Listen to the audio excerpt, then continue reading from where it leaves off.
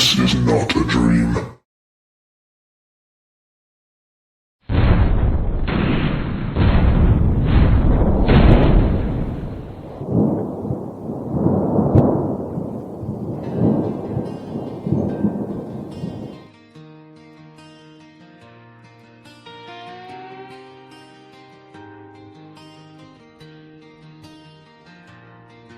Phil walks the tree line when the sun goes down.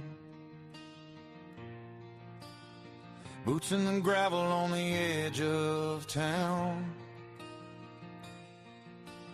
Backpack rattles with a lantern and a map, looking for the things that never make the trap. Old folks whisper when they see him pass. Boy's been chasing shadows in the midnight grass. But Phil just smiles at the cold night air, 'cause something out there knows he's there. In the rustle of leaves, in the creak of the pine, in the fog where the footprints twist the line. He's the Dogman TP hunter, roaming through the night, chasing ghostly echoes in the pale moonlight. From forgotten forests to the deserts deep, where the old bones hide and the spirits creep. With a camera and courage and a trail to see, he'll follow any legend through eternity. Yeah, the world's full of whispers most folks never see, but they all know Phil.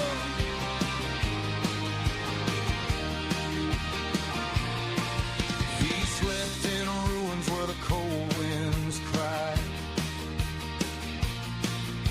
watch strange lights dancing in a cold black sky. Track bent branches where the tall grass sways, heard something breathing in the forest haze. Every dusty road and every haunted bed holds another secret he's about to defend. And when the fire burns low and the coyotes sing, you can bet he's hunting something strange again. Through the static and dark, through the myth and the lore, there's a howl in the hills he can't ignore. He's the Dogman TP hunter, roaming through the night, chasing ghostly echoes in the pale moonlight. From forgotten forests to the deserts deep, where the old bones hide and the spirits creep. With a camera and courage and a trail to see, he'll follow any legend through eternity. Yeah, the world's full of whispers most folks never see, but they all know Phil. But they all know Phil.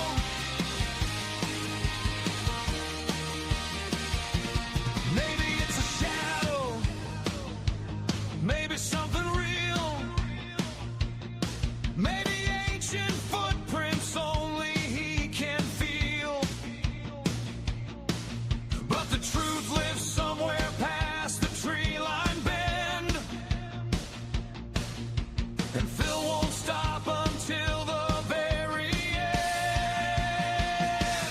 He's the Dogman TP hunter, roams into the trail, following the stories in the midnight gale. Ghosts in the rafters and beasts in the pines, calling out his name through the ancient signs. And if you hear a howl where the campfires be and a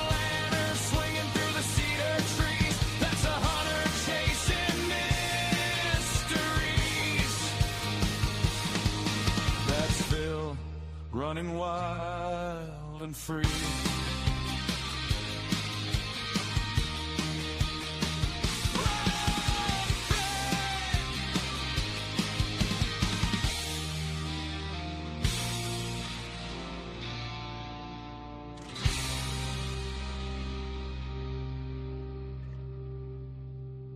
Bill running wild and free.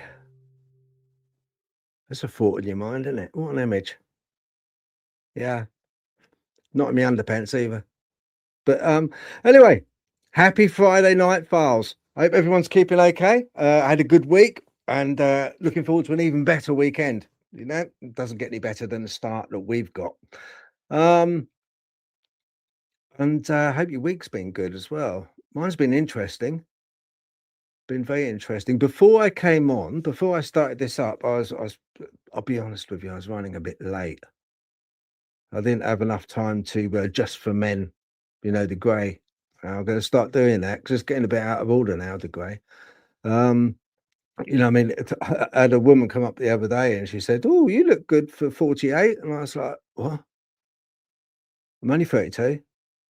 You know, so I'm going to get the old Just for Grey out, but just haven't had time because just done a podcast, an interview for yes, even people want to listen to me.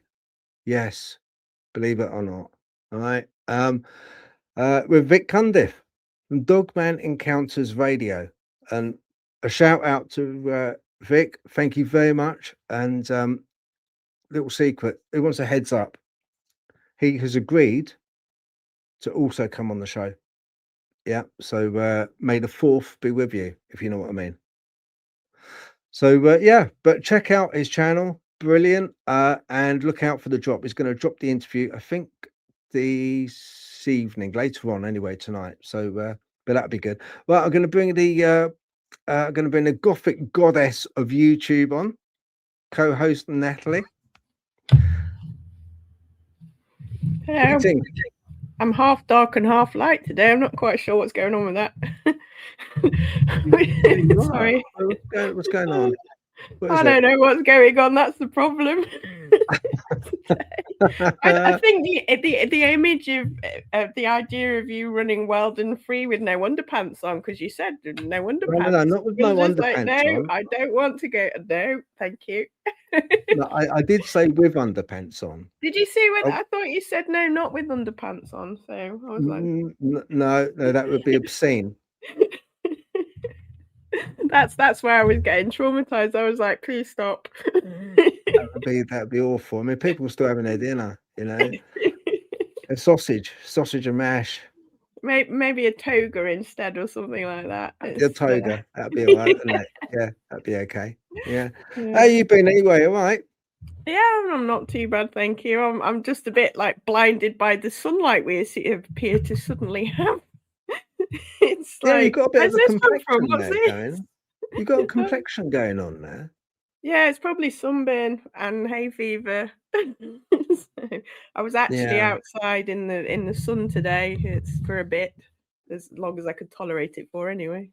But weeding the garden. Weeding the garden. Yeah, actually doing something productive for a change. But I was like, I will go out in the sun, and after an hour, it's like, I don't like this. I want to go back inside again. It's not dark enough. Yeah, see, I love the sun. Love it. Yeah. I don't get sunburnt either. I just like go darker. No. That's the benefit of being don't like get sunburnt. No, I never. No, yeah, yeah. I mean, no. Some people go red, don't they? You know, red like a lobster. I don't know. I just go darker. I do. I burn and then go back to pale again. So it's just a waste of time in trying to get a tan anyway. So I gave up on that many years ago. I was like, it's not happening. Yeah. I think the only thing to sort our garden out, you talking about weeding, the only thing that will sort our garden out is probably a great deal of Semtex, you know. Yeah. Start again, basically. Yeah, let's get back to basics and just have a blank canvas on the garden. I mean, that would be the best way. The problem I have is I'm like, oh, that weed looks really pretty and it's flowering, I'll leave it. Oh, that other weed looks really pretty and flowering, I'll leave it. So I've basically ended up, I've got daisies, dandelions, wood violet, And I was like, I'm supposed to be weeding stuff, but I feel guilty because they're flowering so happily. It's like, oh, I might as well just leave them there for a bit. Yeah. But, yeah. Yeah, we got a wild garden. We like to call it wild garden. Lots of weeds. Yeah. All carefully planted, Oh, curated. carefully, yeah. It's yeah, all carefully planted. Yeah, it's all curated, our garden, you know. Yeah, I could imagine. That's the Yeah. annoying thing with weeds, though. If you actually plant them on purpose, they won't grow. Because I tried that with some nettle. I thought, oh, I'll grow some nettle because it's good for you and it's antihistamine.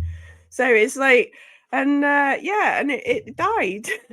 It's like I can't get rid of it anywhere else, but it won't grow where I want it to grow. And I was, wow, I was quite upset. Yeah. Talking about that, you know, weeds and stuff. Funny enough, I was talking to a guy earlier on today who goes foraging. Oh yeah. Yeah, and he said dandelions. He said you can pick them and they make them into a tea, and it tastes like coffee. It's meant to. Dandelion roots taste like coffee if you roast it. Yeah, but you're not allowed to take the root up. You can't take the root up. You can pick the dandelion as a pick it so it grows back, but you can't damage the root. Evidently, with dandelions. The root's what they make the coffee out of, so don't try making it with the leaves because it won't taste like coffee. See, that's what I would have done. I'd just like pick the leaves and the leaves are very bitter. It's good for your digestive system, but the actual roots is what they make the coffee out of. So I usually buy it online. I went through a phase of drinking it because you don't get the caffeine hit with it, but you get the blood sugar regulation. And it's like, but you can get it off eBay. And I bought a little grinder and a little tea strainer and it was all right, actually. I quite enjoyed drinking it, but it depends if you're a caffeine addict or not, because if you are, then you probably won't get fooled by it, by the coffee flavour. Okay, right. Where were we anyway? Oh, yeah, we were doing an interview, weren't we?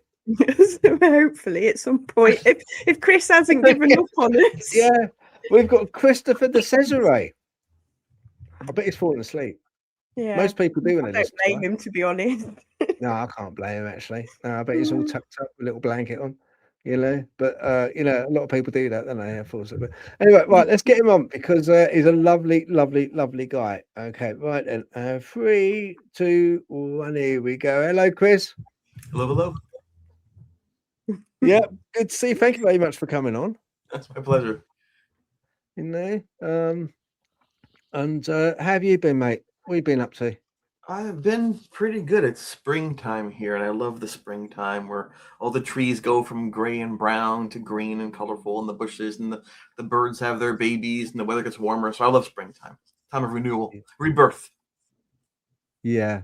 No, I'm not a big winter fan myself, Chris. I don't like winter. If you think about it, it's easier to walk the tree line. You know, the sun goes down in the spring weather, warmer than the colder weather. Yeah. That's what Phil does. Yeah. But everything with me, especially when you get to a certain age, just shrivels up to nothing, you know, in the winter. Yeah. Just like it just wants to go inside, you know. What would that be? Your attitude?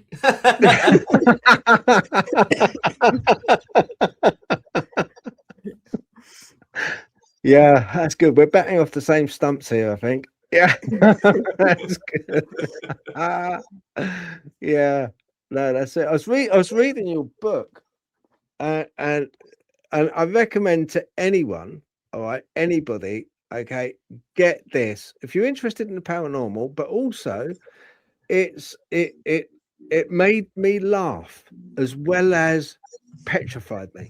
It made me laugh as well. You know, some of the stuff that Chris, especially his running days, I read about that time when you were in that big race and there was a guy that he elbowed you or you fell over, and then that bigger bloke came up and just swiped him, knocked him flying. That was, people sometimes get very competitive, and you know, when you're doing like a 10-kilometer race or a 5-kilometer race, you know, it's tough. You have to look for your advantage. You have to pace the hills, take your water intake. And I was just a teenager. I was still in high school, and I was doing fairly well in their lead pack. And for some reason, this gentleman didn't like me and decided to elbow me in the neck and knock me to the ground. And it kind of Right. stunned me at first. I thought, "Oh, what? Am I okay?" First, I stood up, and then by that, the lead pack is way ahead of me. But as I looked ahead, a friend of my family's Jeff Murphy, big dude, looks like Hercules. He just kicked the guy's legs right under him, threw him on the ground, boom, kept going, and that was the coolest thing ever. I was like, "Yes, Justice. well, that's pretty darn cool," And he's asked, "It happens all the time." I'm like, "It does." I thought it probably shouldn't. Yeah, I didn't think it was that cutthroat. It's like, Yeah, that's right. Yeah, yeah. it's interesting how that works, and I put that part in the book about that because later on during the haunting, a couple years later, there we had the what's called the shower attack. It was the same kind of thing where out of the blue, you don't expect that to happen. You're just doing something, you're running, you're showering, and then sometimes violence things can strike. And it's interesting how the human mind first has to understand what's happening, assess the situation. Why did this happen? Who did this to me? And then what's your response? Do you say, "Excuse me"? Do you punch back? What do you do? And so I tried to put some of the foreshadowing in the book so that when the moments occurred that were very frightening, there was an alternative situation that wasn't quite as frightening that happened that was similar, and it gauged the reaction of my friends and I. Is the same if it's paranormal or not. Yeah. Yeah, And it's a fair point. it's I'll tell you what, and Chris, I've got to say this to you. Give people some warning, because when I first started reading this, it Yes. went more or less straight into that shower experience he had. There wasn't any build up. Oh no. I'm gonna hit the reader with something really meaty. And it went more or less, it was within the first, I think, couple of chapters, and it went straight into that Yeah, shower. that's something people say. They say that if you're going to write a book, don't start when you're like 9 and then you're 12, 15. People don't want to know about that. They don't know why to read the book. And so I begin with that crucial moment right away. Boom. Some people say, "Oh my gosh, this is actually involved. This is serious. That's interesting. What will happen next?" And so you create that need to learn more and to read more. And that's, I think, a good way to start. Just like TV shows, you have the trailer in front of it, or a movie. I want to see the movie now because the trailer looks really good. It's kind of like the trailer. And then I go back and explain how it happened. We got to that moment, and I go back a couple times to that moment and for different reasons. And so I'm not necessarily a writer, but I've spent my life writing this, and I think it translates pretty well. I think it puts the reader into our shoes, myself, Jeff, Linda, Beth, Paul, Craig, all of us. And that's what I wanted to do. I wanted to create something that lives beyond me. Yeah. And you've done a hell of a good job. I'll tell you why. Because what I liked about it was you've got so much detail. It's almost like reading and the way you're writing is brilliant. It's very readable. It's because I if there's too many long words, it kerfuffles me. But it's done in such a way that it is kind of like a guy where he's had experiences, and you're just relaying them. Almost, it almost is like a diary. And I'll tell you why. You've got so much detail. I just want to show people at home, right? What Christopher's put into the book is he puts in excerpts like this. Where am I? Okay, so he's got newspaper reels, clippings. Okay, he's got photographs, exactly, so that you can image the story. You've got notes in there, handwritten notes. Okay, there's a very comprehensive story, which not only in a literature sense, where you're just reading it and you're trying to imagine and trying to form a picture. No, don't have to, because it's all in here. He's got you can actually see the people, you can see the buildings, there's maps. You've done a fantastic job with this book. I must tip my hat, really do. Brilliant. Well, the paranormal is sometimes met with skepticism. Not everyone buys into it or accepts it as being real or rational. The Blair Witch Project years ago was that handheld thing. People thought this is amazing, real footage, and there were actors. It wasn't a real place. There weren't real people, and that kind of undercut the credibility of the field, even though it made people aware of what was happening potentially. And so I don't want that. I don't want people to think that we were down in a basement having a few smokes and just making things up. I want people to know these things can really happen, because when I was younger, I wouldn't have believed it. That's just silly. That can't happen. But when you go through something, you realize, wow, there's a lot of things I don't understand. And one of the things we were thinking about, my friends and I, going through these months of this really horror, was how do we have people learn from this? How do people benefit from it? It wasn't necessarily designed to have us look cool. We don't look cool. We're running around like, chickens had no heads, on our bodies. We're so petrified by things. But I decided to save things along the way, and to show people these are real people, real places, real events. We're not fictitious characters. And Jeff Unger was very instrumental in that. He began taking notes, actually. And this is a copy of some of the notes he was taking. Every day he would write down what was happening, the temperature, the time, the wait for dinner, trying to isolate variables. Why would it happen now? How is it happening? How is it manifesting itself? So we knew at some point in time, that people would want to hear about this. And so Can we start? Chris, can we start? For people that haven't seen the series, for people that don't know, can we have a rough outline of what went on? What happened at this dormitory? Yeah. I would actually tell them to watch the series. It's called True Hunting on Netflix, because it's an honor to have our experience now being seen by 9 million people. It's an hour and 40 minutes in length. It's a real experience, and sound, visuals, the special effects, the things they put in there can do more than I can do with my words. But I can tell you this: it's what's now called an extreme haunting, where we had full-bodied apparitions. The ghost was actually talking with us, interacting with us. It was sentient. We had a priest come to bless the room. We worked with a psychologist, professor of psychology at the College of Geneseo to help us gather the evidence that we're trying to put together to see what was happening with this. I mean, the newspapers came. It was a big deal back then. And unfortunately for me, who didn't like any of it, I became the ghost boy. For some reason, I became the face of this against my will. So, while we're trying to survive this, I'm also thinking to myself, this is horrible. We weren't investigating. I didn't like the idea of ghosts. And so all through that experience, I was trying to not explore, but to get out, and when I could not get out because I didn't live by the college and I had no car of my own, I had to survive. And luckily with good friends, you see them in that show and you read them in the book, Craig and Linda and Beth and Judy and Paul, and we did.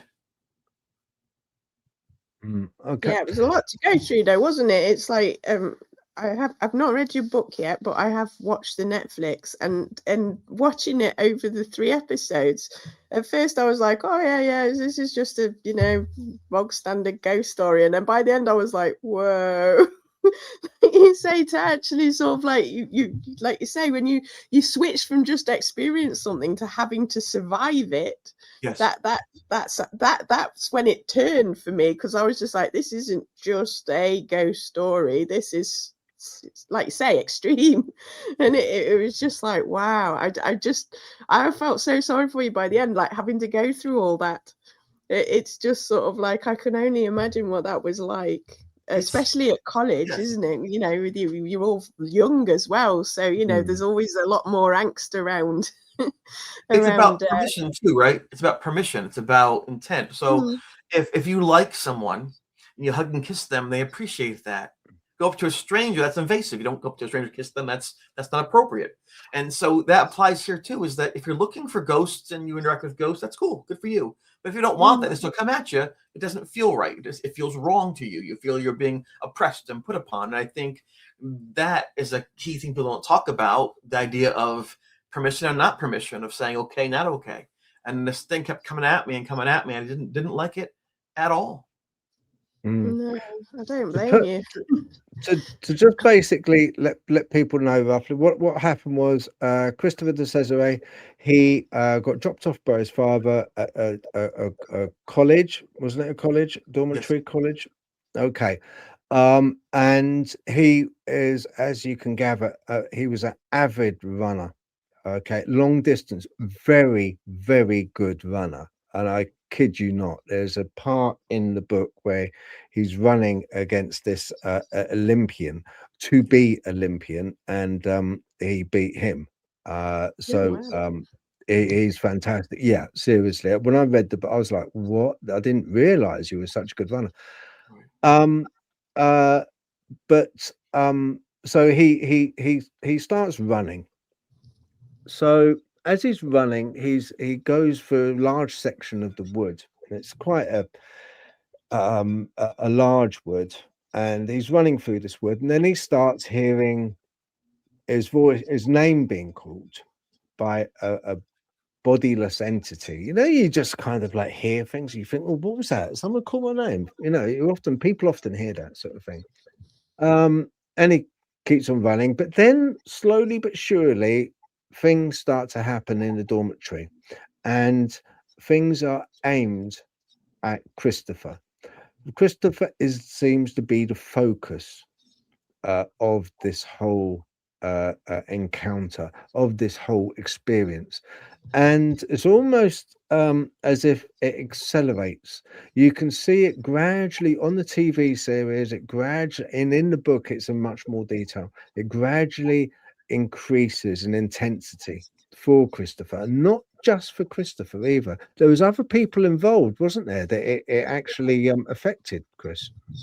Absolutely. At that time, we were living in Erie Hall. And that's the hardest thing to buy for people. Wait, it's called Erie Hall? Sure it is. But it was Erie Hall. It was named after Lake Erie, the Great Lake that separates New York from parts of Canada, like Toronto. And so we were in the place and we were assigned rooms. There were 3 rooms in that suite area. So there were 3 rooms, a small bathroom, and a common area. And in the first, we're C building. Second floor, D quad. I was C2, D1. That was Paul and I.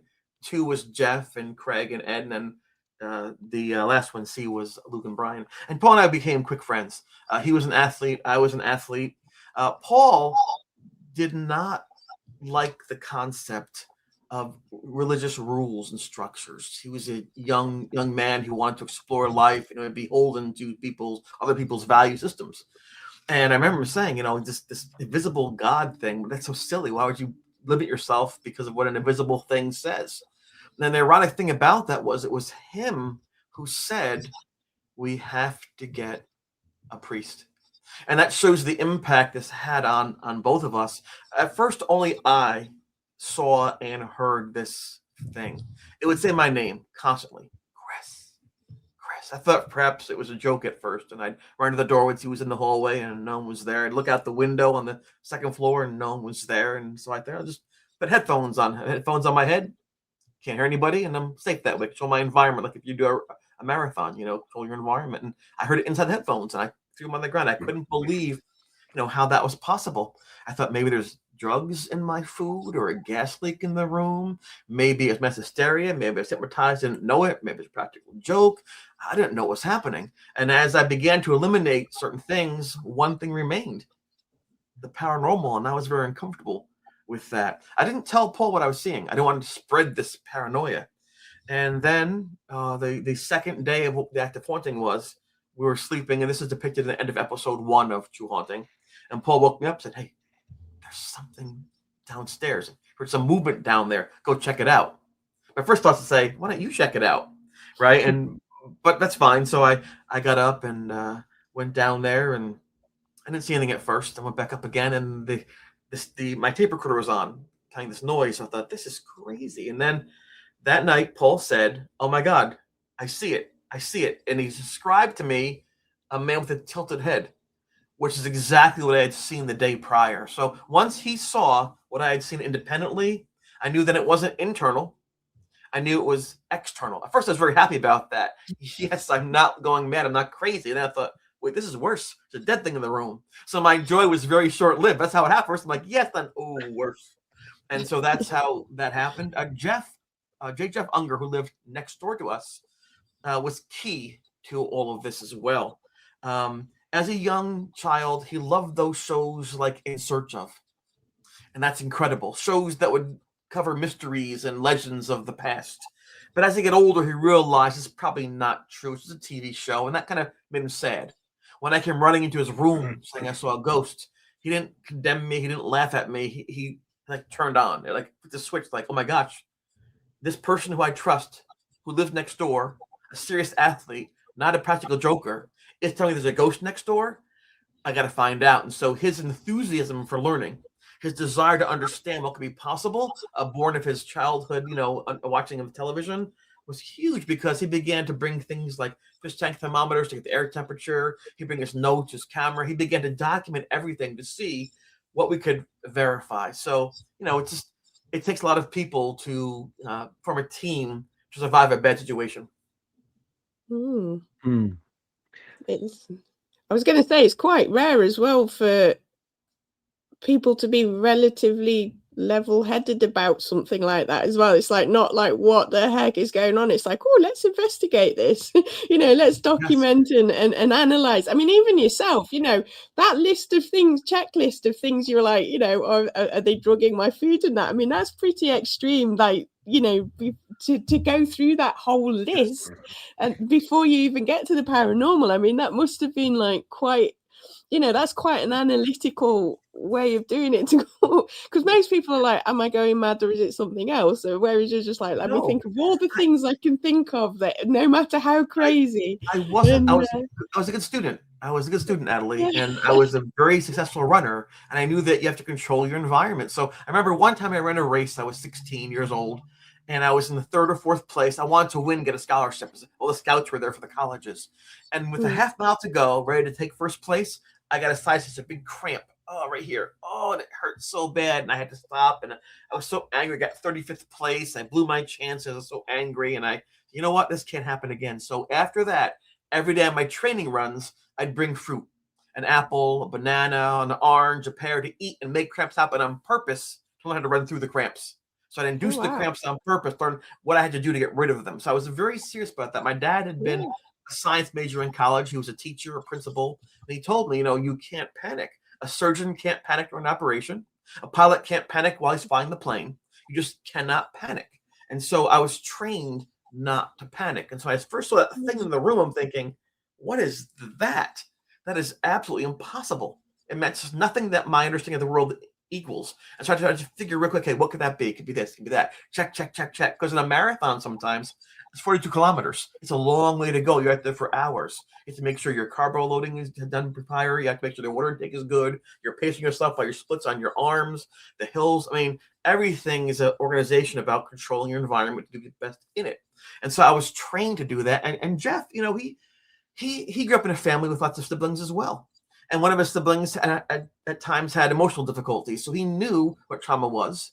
He knew how to react and how to de-escalate the trauma. He knew how to bring people out of their moment into clarity. And so, ironically or interestingly, the skills we had prior to college, before the haunting, unknowingly matched very well for us to survive the haunting when we got there. And that's just a cool thing.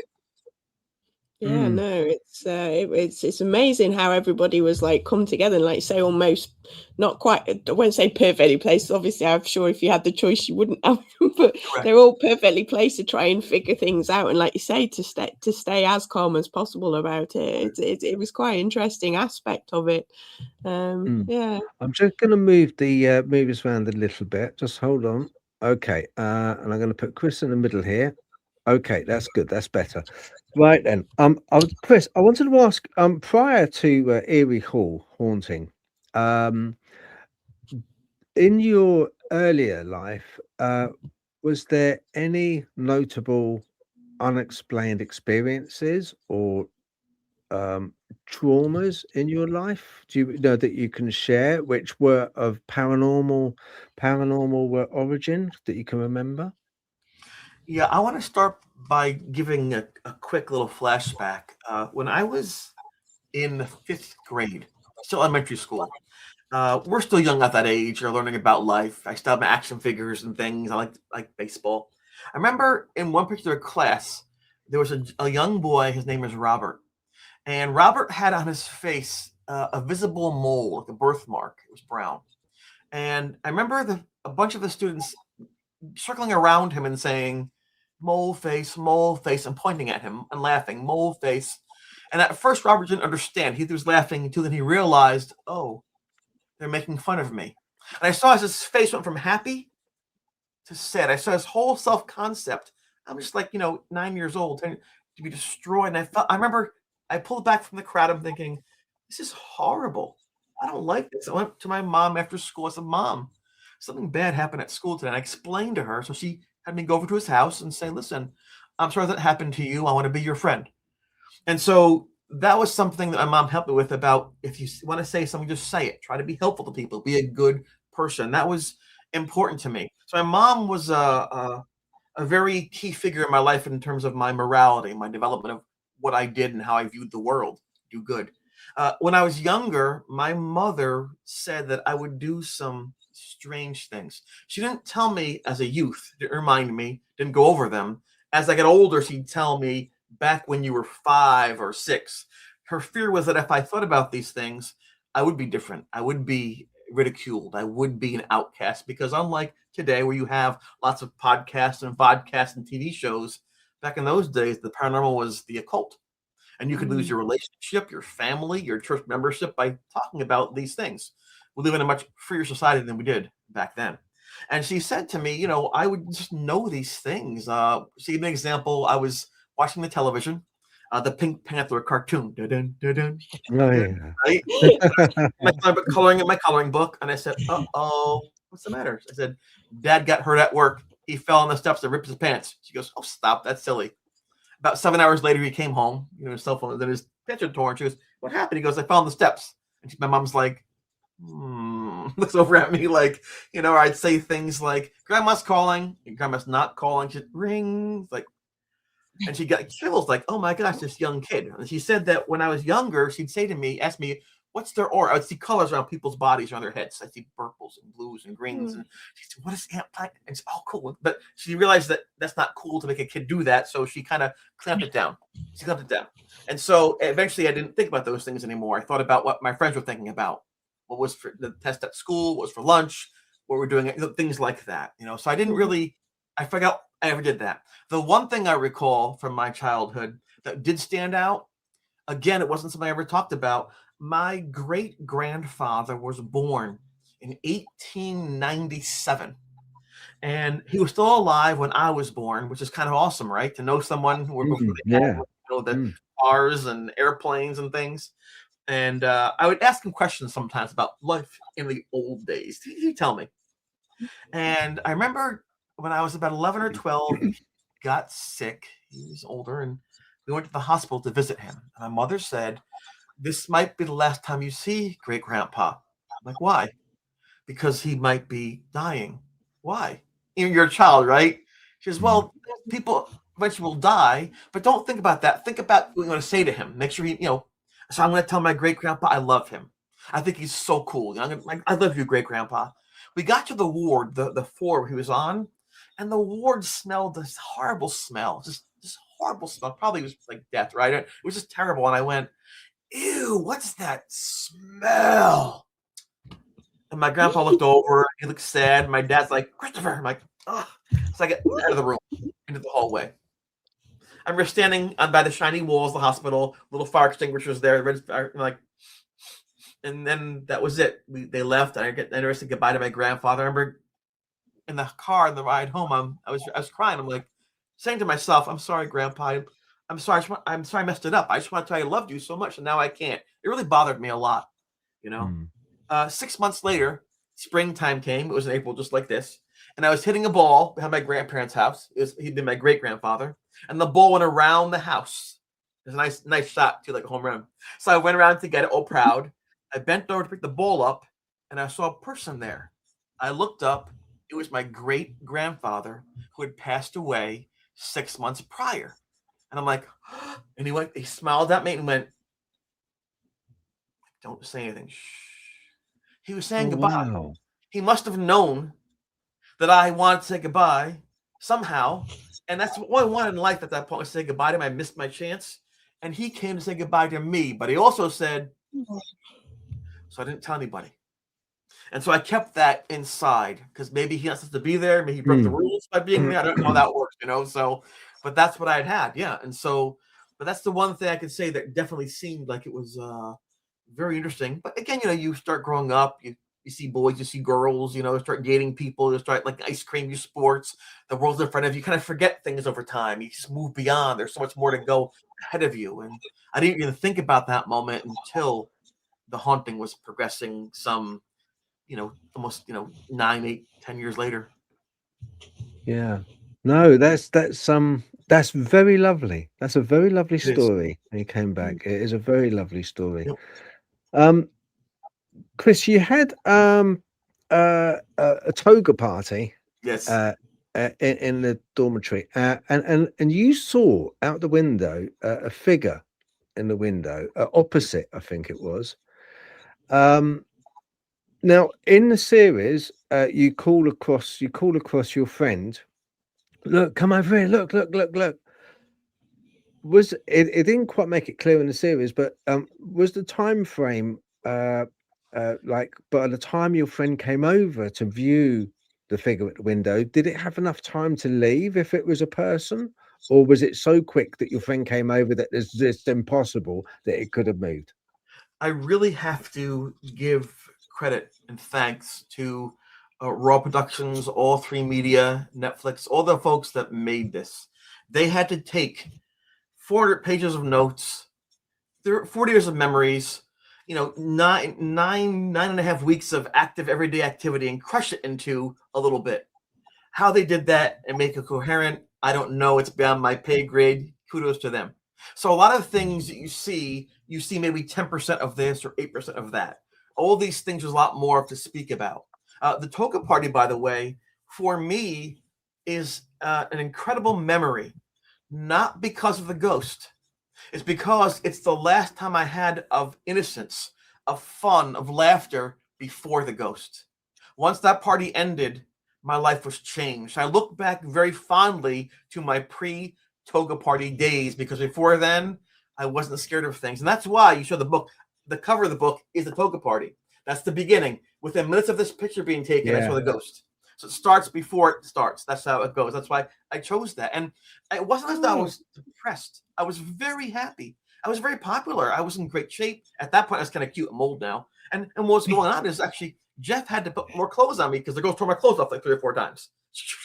They wanted to see if the curtains matched the carpet. I don't know what they said. It's girls in high school, whatever. Anyway, so that was that. So the reason I have all this stuff on, Jeff put me back to the room to get bow ties and hats because they kept on ripping my clothes off. And at that time, I was trying to save myself for marriage. I wanted to fall in love with one person, wait my whole entire life for them. Then 2 becomes 1. It's eternal life and living together and have kids. That was my concept. It's a very innocent, creative thing. And so I don't want to make someone pregnant inadvertently or have these drama, right? So that's why that's all background. I was at the party and once I got my clothes back on and I was looking outside. Now the party was really cool. There's a strobe light. And there's all glass windows that reflects, bang, bang. You see all these white togas, they're flashing, the dark windows, they're black and it's white, and it's silver. And once that song is on, when 2 tribes go to war, 1 is all that you can score. Frankie goes to Hollywood, score no more, score, boom, boom, boom, boom, boom, boom, boom. It was great. People were dancing. Keep it going. It was a incredible thing.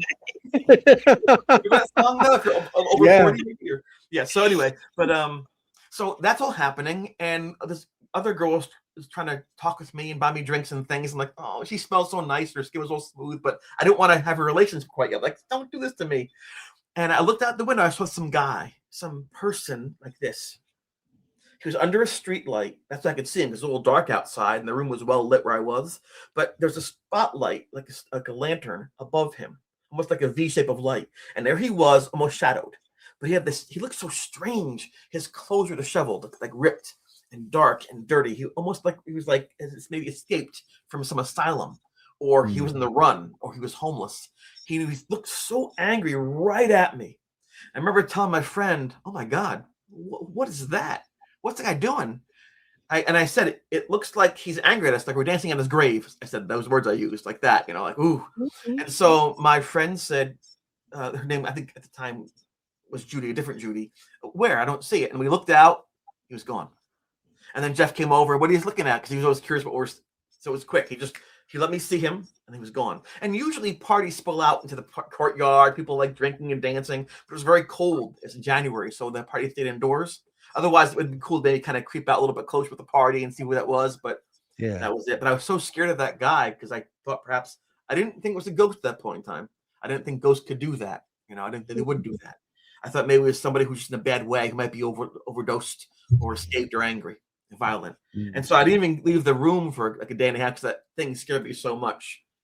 And it wasn't until I began to see the image in the room with this similar type of clothing, I thought, oh my gosh, that must have been the ghost out there I saw that night. It was like showing it. And this was a good 10, 11 days, almost 2 weeks before I began to hear the voice call my name and see it in the room. So I didn't know at the time that was the ghost. Looking back, that was the ghost. So when people say, when did it start? Well, the first thing I noticed at that time was the voices. But looking back, it wasn't. It was outside the window of that toga party. And who was before that? Maybe it was there before I didn't even notice that in my runs. So I can't really tell you when it began. I wasn't looking for it. I wasn't paying attention to things that I pay attention to very closely now. And, you know, and another thing about ghosts and hauntings, that it's kind of a quiet thing. I used to run naked all the time. I was naked, dude. I posed for art classes and things like that. I just love being naked. When that ghost was in the room and the door would open a bit, I'd cover up. It was different. He wasn't like an artist or photographer. He wasn't like a friend. The way he looked at me was frightening, like he wanted to possess me, own me, control me. I don't like that at all. So again, sometimes quiet things like that, things you feel, are more impactful than a photograph or an EVP. Yeah, sometimes, like you say, you know, you looking back on it, you almost give yourself away with the words you use. Like you say about sort of like him being angry and everything, and sort of like the words that you use to describe it. It's like you don't realize until afterwards that actually you're being accurate, and you think you're just sort of like, yeah, you're just creating an image, but it's actually your brain is sort of processing on some level that something's there, but you just haven't quite twigged that is the truth, if you know what I mean. Ignorant.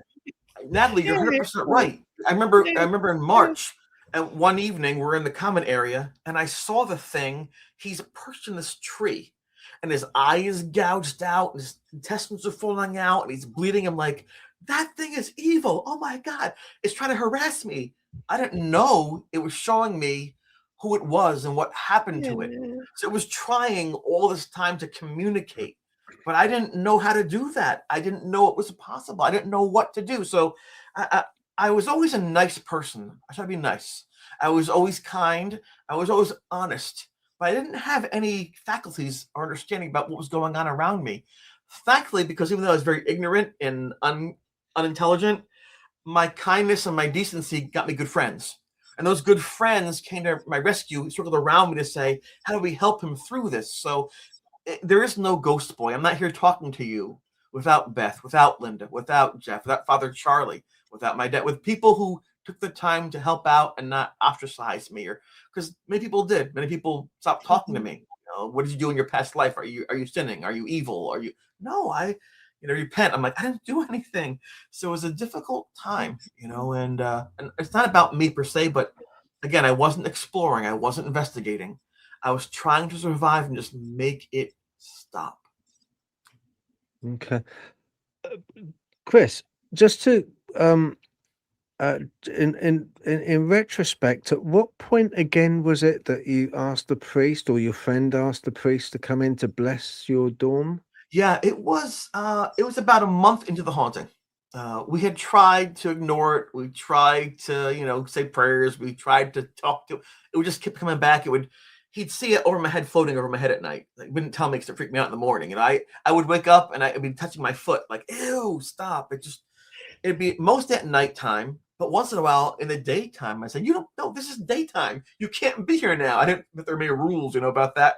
But no, in the daytime, he'd show up. I'm like, ew, he'd touch my neck. I'm like, I crawl on the floor in like a fetal position and like rock back and forth saying, get away. It followed me, so predominantly is in that room. When we got so exhausted, I think the worst time, we went to get the priest because the night prior, Paul had claimed the thing was moving around downstairs under the loft. We had a loft in there. It was like a almost indoor treehouse kind of thing, you know. And upstairs we slept, and then downstairs for the couch, so, you know, up and down. I think Jeff described it pretty well on the show, you know. Anyway, so we heard a crashing sound. I went down there, and he had knocked everything off of my desk except for one thing, a photograph. When I was 16, running for school, a person on my track team, her name was Paula. On the sports bus after hours, we were riding home. She said to me, "You should go out with me." I knew she had a boyfriend. He was my friend of mine, and that wasn't cool. I told her no. So she got off the bus and said, "You're making a big mistake. I'm hitchhiking home." She hitchhiked, and they found her 2 weeks later. She'd been raped and strangled and left in a swamp dead. She was one of 8 victims of a serial killer named Jeffrey Ross. And I felt so bad because my mom had said to me, "Don't lie.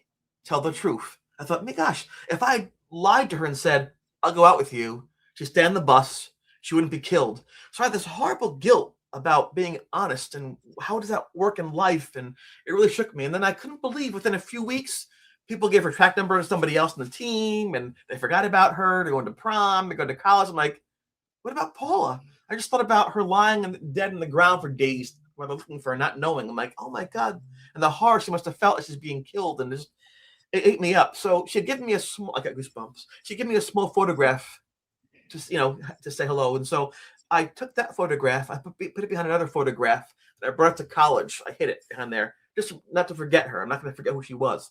That night with the crash on my desk, everything is off the desk except for that photograph, face up in the middle. I'm like, oh my God, it knows. It knows. How does it know? So I told not a single soul. And then when Paul saw that reaction, he said, "We have to get a priest. This is insane." We had cold breezes in the room. The lights would flicker in the room. We would see shadows across the room. We'd hear it call my name. It was just too much. And we're young kids. We're invincible.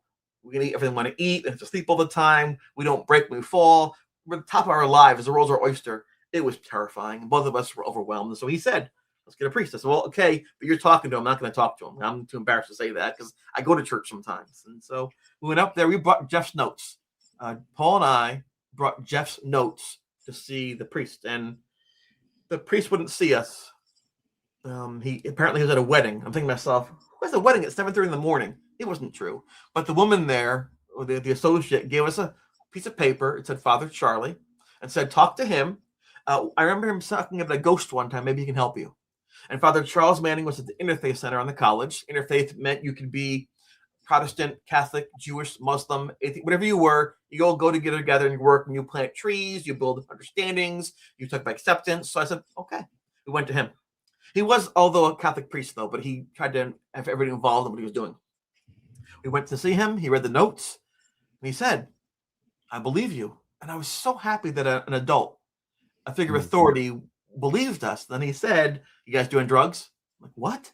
I'm like, "No." I was very offended. He goes, "Look, I'm not trying to condemn you. It's just the things that are written here are really strange.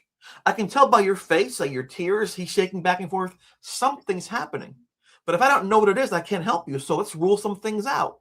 So I said to him, "Are vitamins drugs?" He goes, No, you're fine. Okay. So that was it. Then, he 4 days later went down to the dorm. And now a priest can't do a ceremony in a public area. It's not allowed. It's secular school, So he told the night host who guards the door, he was there to fix the stereo. He had seen that in Jeff's notes, the thing was by the stereo. So he told the night host, brilliant guy, "You're going to fix the stereo." He got let in. He came up the steps. We met him by the door. Just the room. Yes, it is. He came in. He goes, wow. He had some candles. He took some oil and put it on my forehead, type of a cross. He did a blessing over me, and actually, this is the book. And just real quick, this is what he read when he first was doing that thing. I save everything just in case, right? And he just read, and apologies to people who are not religious, but this is just for factual data. He said, "Lord Jesus Christ, you chose to share human nature, to redeem all people, and to heal the sick. Look with compassion upon your servant Christopher, whom we have anointed in your name with this holy oil, and for healing of her body and spirit." So he said, whew, so cool. And then he went around to the room. He did prayers and things. And then I don't know how it happened. I'm a science person. I like science. It stopped. I realized, wait, the room wasn't cold anymore. There were no shadows. There was no mist, no flickering of lights. I looked at him. I said, "Are we good?" And he goes, "Yes." I said, "Did you exercise me?" He laughed. He goes, "No, not just exorcism. It's not inside you. I did a blessing. And a blessing is there for both you and the spirit. I'm asking you for comfort, peace of mind, to be safe in your room, and ask the spirit to find rest some other place. I asked him to find some other place to rest. Can I get back in?" See, I was very self-focused, right?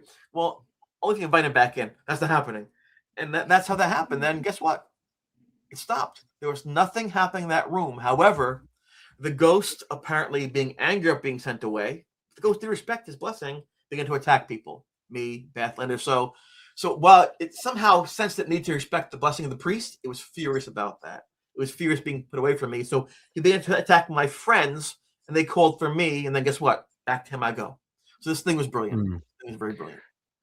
Yeah, because the priest used the pastoral care of the sick, That's right. rites of anointing, and That's Vaticum. It's a Roman ritual, an old Roman ritual. It's not a rite of exorcism. No. It is a book. It's more of a generalized a book for, as you say, blessing of If someone's in the hospital, they're not feeling well, yes. yeah, that's right. It's for the care of the sick, basically. You know, if they're sick, sickness is caused by a bad entity or spirit. But what I've found really quite scary and quite concerning is with Beth, your friend Beth. Yeah.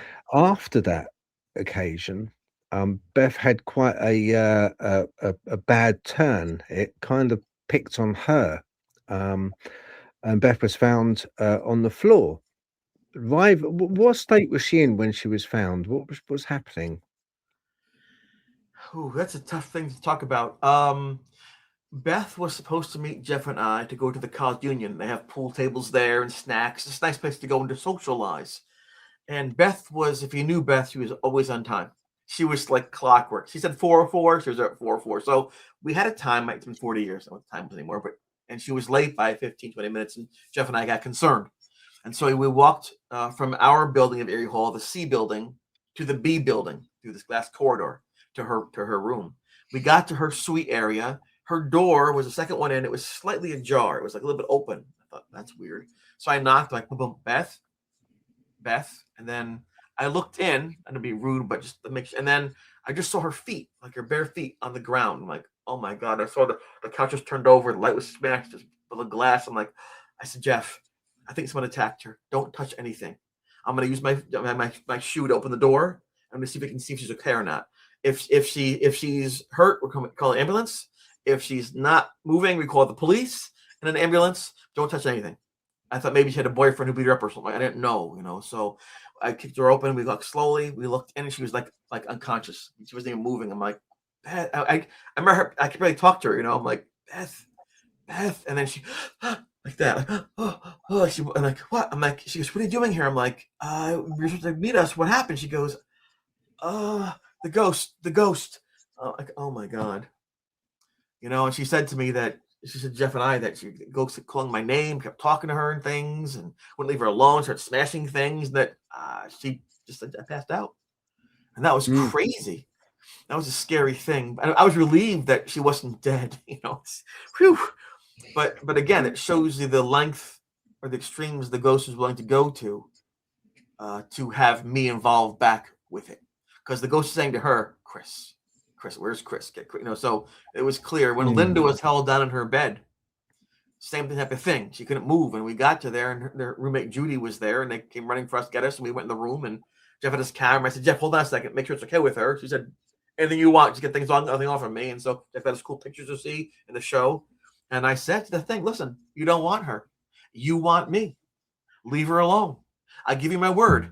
I will talk to you, not now. But I give her what I will talk to you. Just leave her alone. And then you see like the mist dissipated.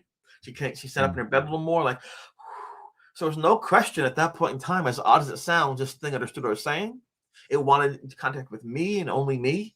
I had to take responsibility when I didn't want to because my friends are being hurt.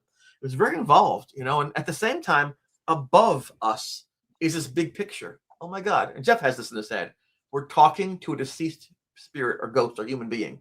It thinks, understands our language. Can you imagine if we talk to it? It can tell us what it's like on that side, who they were. Is there a heaven and hell? What about religion? What about spirituality? How do these things occur?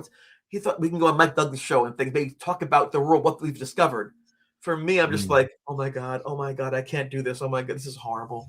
But I kept on trying to do the right thing, which is helping people. And the more I did that, the further in I got pulled to this whole moment. Yeah, I mean, it's quite. It seemed to be quite an opportunistic entity, spirit, because and I urge people, honestly, please watch the series. Um, uh, uh, uh, True Haunting, isn't it? Yes.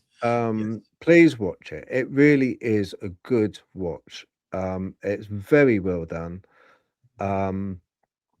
And do you know, I'm not being funny here at all, but sometimes they can over dramatize things and they can kind of spoil it by making it too um too in your face and kind of unbelievable because too much special effects and stuff like that. This isn't. The book is a lot more in depth, but that often happens. Books are more in depth. But it was supposed to be 3 hours, Phil. It was supposed to be a 3-hour, 6-part documentary. But the other haunting came in like about an hour, and they couldn't balance it out, so they had to cut hours down almost by half. It was supposed to be they filmed that's a a lot shame. more, 4 years in the progress. So that's also hard to take. 3 hours of what you want to use and make it an hour and 40 minutes. Like, ouch. That sucks. That honestly sucks. I would have. Yes. That sucks. I'll tell you what, Chris. I would have preferred it if they'd made it into 3 1-hour episodes. That would have been better. When I was watching it, I said to my mum when I was watching it that there's information missing here. There's something that's not being said. So that would explain it, because it's like I was getting a bit frustrated because I was like, wait a minute, some of these things aren't adding up. But if they've actually had to cut it down by half, that would explain where some of the sort of like the missing links.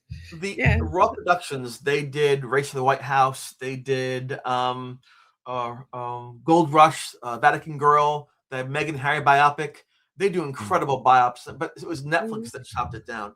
They took it and cut it right in half because they have the way they do things. They have so much time they want to use, so much money invested in advertising. And James Wan, let's face it, he's a big name. He'll make his final choices. So, and all of us were a little discouraged that they kind of did that. But and that's what happens. Listen, in the first week that it came out, 5.2 million accounts. That's not people. Accounts saw it. I can't in any other way have 5 to 10 million people watch something in a week. Any other way do things. I could write 50 books. I could be on Sci-Fi 57 times. But what Netflix gave to us was such a large megaphone, such an amazing ability to broadcast out and reach Portugal and the Philippines, Poland and across the world. I can't thank them enough, because now a little girl or boy can wake up tomorrow morning and see what happened and ask questions on themselves like, what does that mean? So even though there are some inaccuracies, even though it's cut that far down, who else has that opportunity? I'm blessed in that way. I'm really blessed. And as far as the ghost being opportunistic, I thought it was evil. If you asked me any time during the haunting, any time up to the very last day, I would have told you that it's evil. It is nasty, and I hated it. Looking back with 2020 vision and hindsight of decades, it was desperate. It had suffered for hundreds of years. It finally found someone to talk to, listen to it, heard it, who could see it, give it validity, and maybe end its suffering. It's, if you have a cat or a dog, a family pet you love, if they're hurt or scared, they'll still scratch or nip at you. That's just happens. You have a child, they'll yell at you sometimes, So that's what happens. And I honestly, Chris, I felt so sorry for Beth, because, with you, I feel sorry for you as well. But, regardless of your fetish with wanting to get naked and with your togas and getting girls pregnant, with I didn't Beth. get them pregnant. Not get them pregnant. With Beth, it showed in the series where her bit of her backstory, and when she was out camping, there was a big thunderstorm. That's Linda. That's Linda. Oh, was it? Oh, Linda, sorry. Linda, yes. And with Linda, she suffered trauma. Then she tried to save these two. Her and another girl tried to save two girls, wasn't it? Yes. Because their tent got hit by lightning and stuff. Yes. So it goes for the weakest. It seems to go for and she and you could see on the series, so that she was deeply affected by this episode in her earlier life, which left her vulnerable. Yes. So that was a I think connecting piece. That's connected us, Phil, because when I was going through a hard time, she explained to me, hey, listen, it's happened to me too. What? Something awful happened to me. And so her saying that made me realize, you know what? She made it through that, and I can make it through this. So Linda, to this day, we keep in touch on a weekly basis, is such a uplifting, positive, bright light for the world, And again, I keep telling people, don't believe me. Without these friends, I'm not here with you today. It just doesn't happen. But when you say that, yeah, on surface, it seems he went for the weakest link. But in many ways, Linda was the strongest of all of us. Why do you think, Chris? Do you think that the you picked up this ghost entity spirit? Do you think you picked it up as a hitchhiker out when you were running? Because you seem to hear the voices calling your name in the forest first off in the series. Do you think it was a hitchhiker, or was it in the dorm? Yeah, I actually first heard it in my room, and then a few days later out in the forest. So it was a scary thing. We had so many theories back in the day, and Jeff again was the person Jeff was such a Renaissance person he knew art and music and history and philosophy and psychology. Outside my dad, he's the smartest person I ever met my entire life to this day. He's a brilliant human being, and so I couldn't have got lucky with him because he talked about all these theories and histories, and it was great. And one of the things Jeff said was, well, perhaps you picked it up on one of your long runs. Another theory we have, maybe somebody had killed themselves in the dorm and they built over top of that land. Another theory was maybe the Warrens brought it with them on their symposium. Another theory was there's so many theories we had because we really had no answers. But Jeff was determined to find those answers. He asked people who saw the ghost or heard the ghost, if you had to give it a name, what would you call it? And I said, Tommy. I had a parakeet named Tommy. He asked Paul, he asked other people, and they said, Tommy Knockers, Tommy, can you hear me? Everyone said Tommy for a different reason. He said, oh my gosh, that's crazy. He said, Sacrament, this is crazy. He'd say, every person does Tommy independently for different reasons. It must be named Tommy. And that's why when the history of all this came out with the Revolutionary War and the soldier and stuff, that was the first connection. Like, wait a second. There was someone named that who kind of fit the description. So again, that's thanks to Jeff's persistence in trying to get and analyze data that we have that understanding, because otherwise I wouldn't have known. And I was with that thing every day for a long time, and even after it was out of my room, it would follow me to the showers and the locker room. It would follow me to the library, up the hill, getting books out. Oh, horrific. So, I always caution people, don't assume you know everything right away, even if you're talented, if you're gifted. We don't always know things right away, even in our relationships in real life, IRL, right? We might sometimes have breakups and arguments about things, right? So when you have the haze of the past and of spirit and aura and things, it's even a little harder to quite get the actual thing they're saying and feeling. It to be respectful and feel it out a little more rather than saying it's this. And I tell people, look at what the facts show, where it takes you. Don't have a theory and try to put things on your theory. See what develops from your experiences. That becomes your theory. Yeah, if that's fair. When we tend to things that are a bit ethereal, things that we can't don't have any material attached to them, things that are kind of invisible, let's face it, but we know they're there, that we feel they're there, that they're interacting. We tend to want to normalize it a little bit by giving it a name. I would urge people not to give any, if they do have any entities, not to give them a name, you know, because it sort of empowers them in a way. It does. I didn't call it that. I called it T. I would never say Tommy the word back then because it would invoke it. So I always said, "What's T doing? How's T?" I heard T, and Jeff put his nose Tommy, so it was called Tommy. But I always said T. I didn't use the actual name until 20 some odd years later. I thought that was. Did it respond? Did it when you gave it T? Yes. Or did it respond to that? Did you get more response to that? Yes. The first time I spoke to my father, he was not sure what was happening. I knew I couldn't do this on my own. That the attack had happened. My back was still bleeding. I was failing my classes. We had talked to the professor of psychology.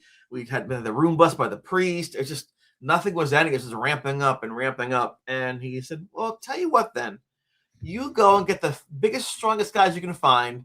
Put them in that room and see what happens." I said, "Okay, this is not in the show." So Jeff and I saw a bunch of guys playing rugby outside, like 4 or 5 big guys. We said, "Hey, come to our room. Something's cool there." And I thought we had a keg of beer or naked girls, whatever. But they came running up. They got in the room like, "What's going on? What's happening?" And I said, "Okay, Tommy, you can show them." And then sure enough, and Jeff is a witness to this, the closet door opened up. The thing came out like, "Oh, my God," they're screaming. My dad was still on the payphone. He goes, "I'll be right up." That's how it happened. I heard people screaming in my room. Big guy didn't know those people. That's why he came up. But that's not in the show itself. That's why it wasn't just a phone call where, "Hey, how you doing, son?" He heard the screaming in my room and said, "I'll be right there." He brought a gun with him. He had a gun with him, a baseball bat. He was ready because he knew what was going on there. It was some kind of frat activity, a cult. It was the gang. He didn't know. And so he kept to protect his son. He made that 5-hour trip in 4 hours. He was ready to fight. In fact, it was my sister's prom night. She's angry this day. She's angry. And he forgot to bring her to prom because he rushed up to the college to get help by me out. That's how worried he was about me. Sorry, Nicole. I'm sorry for that. When your dad was there on a series, when your dad was there in the room, he stayed up all night, bless his heart, Yes. in a chair. He stayed up all night to give you a chance to have a good night's kip, right?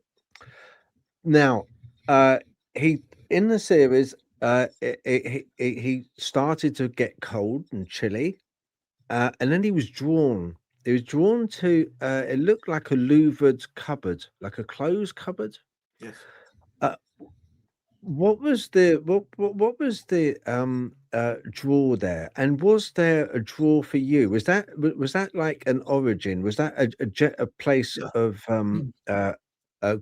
where it was created, where you thought that this thing resided? Yes.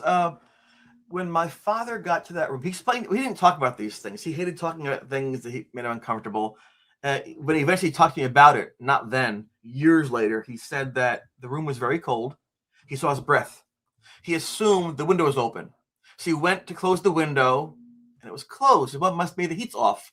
The heat was on. He says, "Well, why am I seeing my breath if the heat's on? It's in the 60s here, and the window's closed. That makes no sense." That confused him. That was his first, aha moment. He said eventually he began to feel sick to his stomach. But he wasn't sick. It felt like he was like feeling something around him. This sickness, this disease is horrible. And the picture behind me right there, you see that picture in the show, that's me, Jeff and me calling the ghost. At that moment, I'm facing the closet where the thing would come out of, right there. The thing always seemed to open that door of that closet after it shook for a little while. The cold air comes out, and then it would be in the room. And in that photograph, my sleeves are blowing back, my shirt's blowing back, the cardboard's bending. That's the first picture that we had of the effect on the room, physical effect on the room of whatever that thing was before we knew what it was. Because everything's being blown around in a closed room with no air circulation, and things are bending and being picked up. So that was, I said, take the picture, because this is insane. No one's going to believe this. And so my father, I didn't tell him that information. He just got there like an hour or two before. He also focused on that one spot of that closet, and he felt something was in there. He said in reality, he opened the door and nothing was there. He wanted to shoot, but you can't shoot in the closet. You'll kill people on the other side. But he sensed, even though they couldn't see it, there was something there watching him. Without a doubt. There's something in that area, almost like a portal kind of thing. That's what I felt too. Okay, thank you, Chris. I just really, if you bear with me just for a minute, I just want to go through some of the comments. Say thank you very much to Dawn, Sasquatch Sister, moderator, Kate moderating. Thank you very much, Kate. Thank you for the crazy tune. Love that tune. It's my favorite. I keep humming it all the while. I'm sure Chris will be humming that now. Joseph Richardson, hello. Pleased you could make it on here. Very nice to see you. But Goldfish Paranormal. Anyway, yeah. Hi everyone. So that's Natalie's channel. Go look it up. Goldfish Paranormal. Okay, it's a new channel. Give it a like. Give it a follow. Okay, because she does a marvelous job. She really does do a really good job. She stood by her channel through thick and thick. Really. Drew Hollings. Hello, hello, Drew Hollings. Glad you could make it. Remember, people watching this, all right, we want to see questions. All right? You must have inquiring minds. I know you have. So any questions that you have, oh, who's that? Let's have a look. VS Devera. Hello, VS Devera. Thank you very much for joining us in the chat. You must have questions. If you do, then please put a capital Q at the beginning of question so that moderator can show it to Roxy B, the admin, or highlight it, and then we can have the questions in the last half hour or so. No math, please. No math. Yeah. Yeah, that's right. No nakedness, no pregnancy or togas. That'd be great. Unless you're making tokens, it's okay. Oh, Susan Booston, hello, and Rob Shelsky as well. Hello, Rob. I'm glad you could make it. Good to see you. Lovely guy. Another fantastic author, Chris Rob Shelsky. Really good. Right. What I wanted to also ask you was when you went out, how soon was it that you because in a series you went out into the forest running with your dad, and you basically your dad felt something under his foot, and it was a memorial plaque. Were things kicking off, 100% up to that point still? Were they still kicking off? Were you like saying to dad, I don't know what's going on here, dad? It's like, it's crazy. And then he found the plaque, or had it died down by then? I think, and it's the silliest thing to say, them showing my father trip on that plaque is, to me, the funniest, most joyous part of the whole show. My father was also a very good athlete, but he always tripped. He would say things like, "This is cross country." Boom, down he goes. He would always be falling on things. So when they had him do that, I knew they talked to him. They listened to his words, and they really, they took him seriously because he was always doing that. So that's how that was. Again, you're talking about years and years of stuff. I didn't actually discover who that person was until 27 years later. So they compressed 40 years into that time period. They only had so much time to shoot. So at the time I left college, I didn't know who it was still. I still didn't know who that was. But we ran by that tree all the time. And there is a placard. It's a sign talking about the war and who the people were. At that time, that was at the 8-mile mark of my 9-mile run. I wasn't looking around going, dude, I was like up the hill back to the college trying to, improve my time. I didn't know what that tree was. It wasn't until 24 years later, someone named Tim Shaw from Western New York showed me that's the tree. I'm like, that's the tree? So when I ran by, that's a torture tree? I didn't know. And so they kind of crushed things together. So we didn't know. And it wasn't until, again, 27 years later, my mother was doing genealogy. She retired from her job. And she's giving me these phone calls now and then. Did you know that we had relatives that fought in the War for Independence? That's nice, Mom.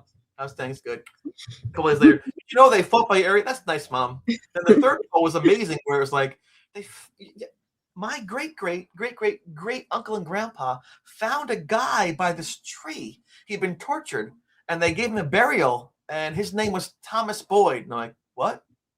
What was his name? Oh, Tommy something. I'm like, and she described to me what was happening. I'm like, oh my God. And then I said to her, I wonder where he's from.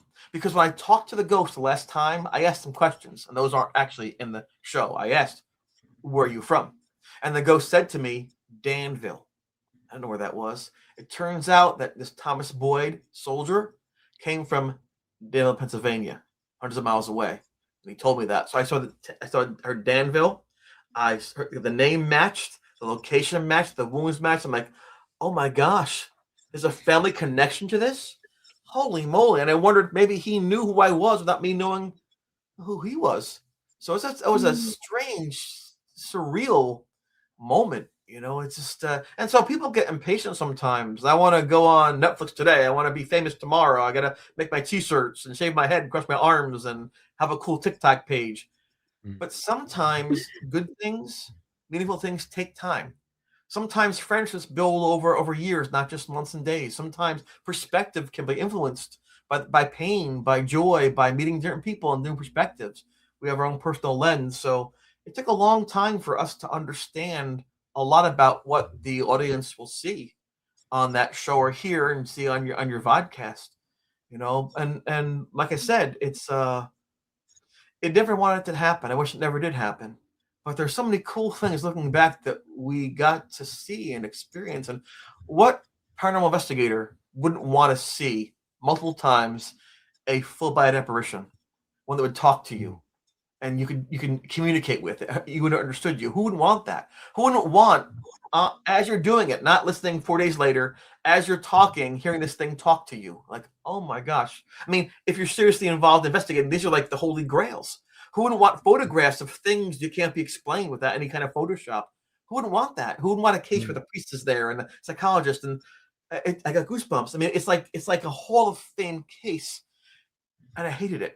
You know, every second of it. But it goes to show you that sometimes life happens in ways you don't want, you know, and that's okay too, because we all have our shell. You're a jock, stoner, a geek, a brain, a nerd, whatever you are. That's not really you. It's the image you put on in front of you to tell people this is how I want to see me as. The real you will come out when there's no time to pretend. In crisis and trauma, that's the real you. And you might like what you see or not like what you see, but that's the truth. And when you know the truth about yourself, it's scary sometimes. You say, you know what? And I'm still here. I've been challenged. I ran the gauntlet and I'm still here. I survived. That means something. Doesn't mean I'm smart. Doesn't mean I'm good. Doesn't mean I'm anything, but it means I'm here to fight through that. And the things I learned can help other people work through their problems like depression, anxiety, bankruptcy, addiction, loss of a loved one. We all go through these coping mechanisms. You all get PTSD. We all have it. I just am on television because mine's an odd, strange, unique one, but no different than what your listeners have, what you have in your lives. Just because it's less common, people say, what's that about? If there were one dandelion, it'd be priceless. Wouldn't be a weed, it'd be priceless, right? And so sometimes the human psyche says, that's very rare, let's examine it. That's just the way life tends to work sometimes, right? That's why, you know, this is happening for me to have this opportunity to share the experience. I am no better, no worse. In fact, I'm not that bright. I mean well, you know, I'm probably a little too honest sometimes, but I'm right telling God, if you're up there, you got the wrong guy. I cannot do this. Please pick someone else. Guess what? Here I am. I was going again. Not too bright. Flipping on to write that. That is one of the best books I've read for a long time. Very, very well written. Thank you. Well done, that sir. Go on, Natalie. Sorry. It's all right. I was just going to say with you saying it's almost like everything came together to bring all of you into that position to help that spirit. It's right rather than the other way around. It's almost like we've had this guy trapped here for this many, you know, couple of lifetimes, basically, I guess, really. But how can we help him move on? I know that person there, that person there, that person there, that we'll bring them all together and then some, you know, and hope that they can figure it out. Because I sometimes find that in some of the things that I've been doing, it's almost like souls, it's almost like your physical presence is here to help a soul and not the other way around. Right. And it does Yeah. almost sound like that was why you were put there. Like you say, you hate Yeah. you sort of think, oh, I don't want to go through this. But if it wasn't you, then there's a good chance that this might not have happened with your circle of friends around you and you in the center of it. He may still be there in the woods suffering, I guess. I hope So not. in a way, I hope not. I really tried hard to stop that from happening. And toward the end, my one goal was to give it peace, to help it find its own yeah. peace. At the time when I was there, it seemed so chaotic. But looking back, you're right. There are so many strings that tie together, so many circumstances that don't seem like it's coincidence. It's almost like this is somehow meant to happen. And I wonder about like free will. So here I am thinking I'm making all my choices on my own, but are there forces at work that I can't see that actually don't allow me to have free will beyond picking what they opt to have me choose? So it's one of those things when you're in a haunting, you think a little different, like, wait a second, this is my reality, my lens. Is it the same as that person? So, for example, after that shower attack, which was gruesome, Jeff found me on the ground, all bloody on my back, and so my friends heard me yelling and they ran in and they wanted to bring me to the hospital because I was bleeding badly. And I said, I'm not going to the hospital because I knew if I went there, they'd say I'm self-harming. They'd medicate me. They'd probably try me up. Who knows? They could find me easily. And at that time, I was sleeping in different rooms every night. I sleep by the water fountains, by the vending machines. I just keep moving around. That vending machine scene was absolutely true. The vending machine every 15 minutes would kick on the freezing unit to chill the soft drinks, the pop, to chill it. And so every 15 minutes, I'd wake up and check on things. Okay, still good, no ghosts. So I love the vending machine. It was my alarm clock built in. And that was a beautiful thing, So, in fact, I'd been there a couple of days before my dad had showed up. Anyway, but so I was afraid of being caught by this thing and found out.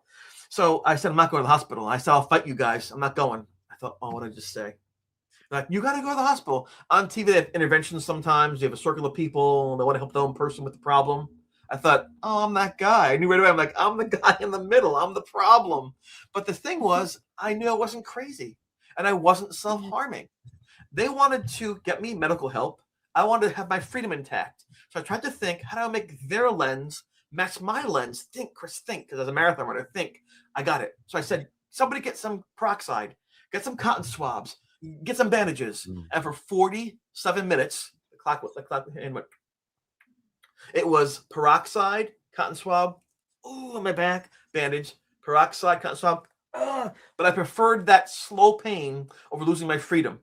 And so that way, my lens to be free and their lens to keep me from getting infected and bleeding out came together. So I worked really hard to make our lenses combined. They weren't wrong, and I wasn't wrong, but we didn't match. If you have if you're Liverpool playing Manchester United in football, soccer, playing, one team wins, one team loses. It's the facts. One person's happy, woo, best game ever. Best net. One person's like, this is horrible. It's fixed. I hate this, and get angry. So two people, both sober, both intelligent, both alert, having opposite reactions, extreme opposite reactions to the same stimulus.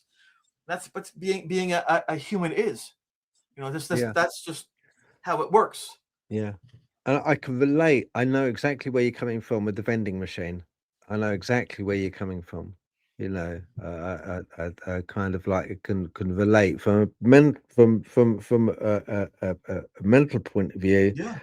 The whole repetition of it gives some comforting. normality. It gives normality to the situation that you're going through at the time. It was constant and efficient and the same in this whirlwind of craziness all around me. So I know it sounds silly, but if you've been through trauma, like you just said before, you understand little things like that are huge in the moment. They don't translate well on paper. They don't translate well in an offhand comment. But if you felt the pain of losing control in your life, little bits to get control back are extremely important. I remember my mother, she left school to have me at a time when women at that time period didn't have that opportunity very often. She had all her dreams to have me. Foolish, but she did it, and she loved me, and she didn't ever hold it against me. She's a good mom. As I'm lying on the floor after the attack, thinking I'm dying, I said one thing to myself: don't make a face. My mom should see me in the casket, calm, not in pain.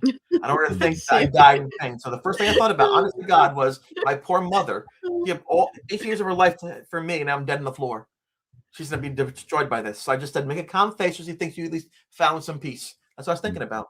I was thinking about photographs or evidence or this. I was thinking, my poor mother, this is not cool. Yeah. Oh, Yeah. Yeah. That's really sweet. No, thanks. If She's a good lady. Really, I love her so much. I'm very blessed. She's 81 now. I dread the day when I lose her, but I try to appreciate every day that I have her. So yeah, Oh, no, no. is she doing all right though? Is she okay? he is. physically? My mom and dad are both doing well, and that's the thing about that show too. I see my dad there. I can put the show on, see my dad, hear his voice, and say he's proud of me. I always wanted that. My dad worked 3 jobs when I was a kid to pay the bills and to put the roof over our head and give us warm food to eat sometimes, you know. So he worked hard. Yeah. And I always wanted to make him proud. He would never quite say that. Good job, but next time try this. I get the course Yeah. record. Next time, cut that up. So finally, after 60 years, I can put the telly on and say, my dad's proud of me. So I'm really Oh man, they must be so proud of their son. They hope must be so. absolutely chuffed. Absolutely chuffed. I hope so. You've done exceptionally well to come through something as traumatizing as that and still have your faculties. Thank you. It takes some doing. And that, bearing that in mind, what I've just said, if I was to say, Chris, with what you know now, when in hindsight, if I was to plonk you back right at the very beginning, right at that toga party, and you knew what you know now, how would you deal with it? What would you do now? What would you change? I probably skipped the toga party.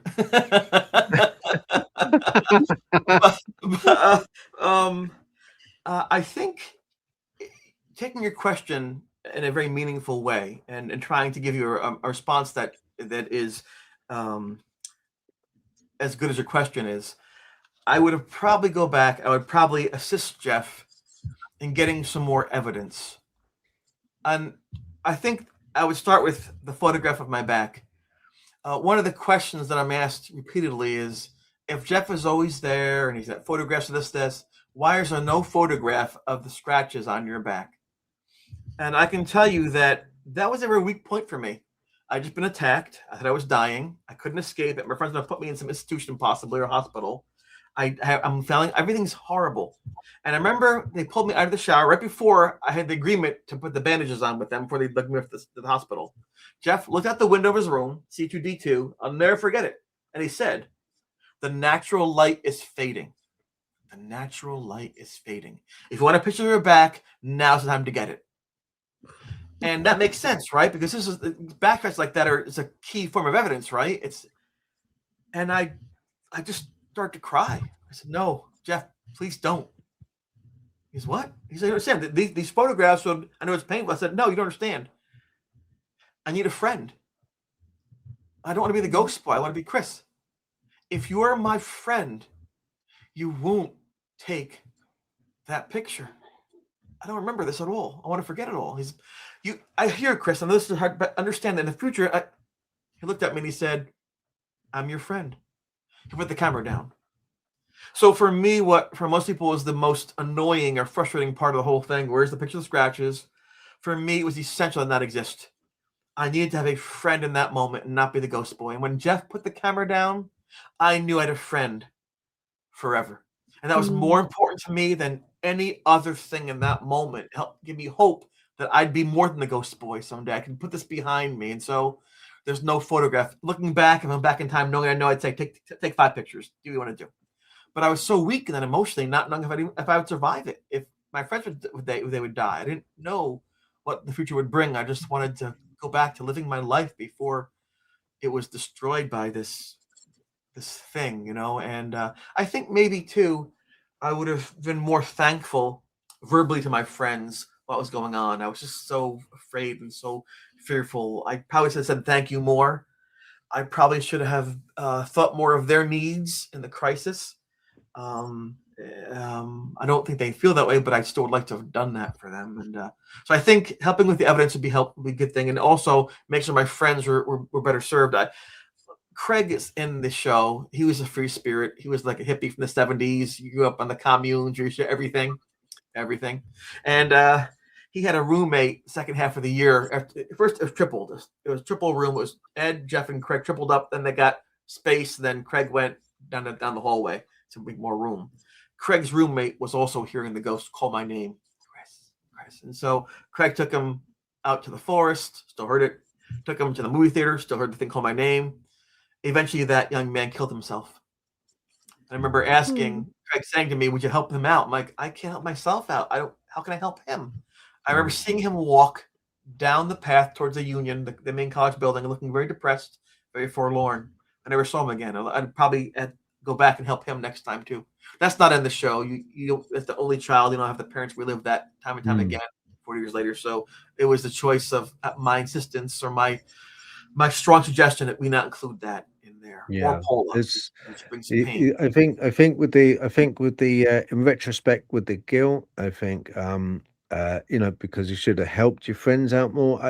When you're in the middle of it and you're in the middle of that whirlwind, it's so difficult to get out of it. It's very hard because everything is going on around you, and you know this, and it's very hard to offer any help when you yourself need help.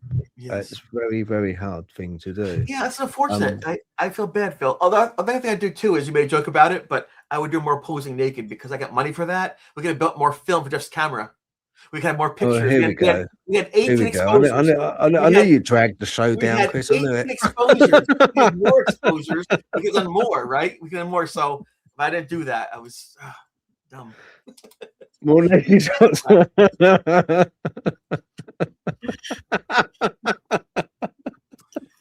And sandwiches. The shop made the best sandwiches. They had it was the Italian salami and the provolone and the lettuce and the onions and the oil and vinegar. Oh, great sub sandwich. I had more of those too back in the day. Oh, don't go on. Honestly, I haven't eaten yet. Sorry. Oh man. Positives. Take away the book for a minute. Take away the series.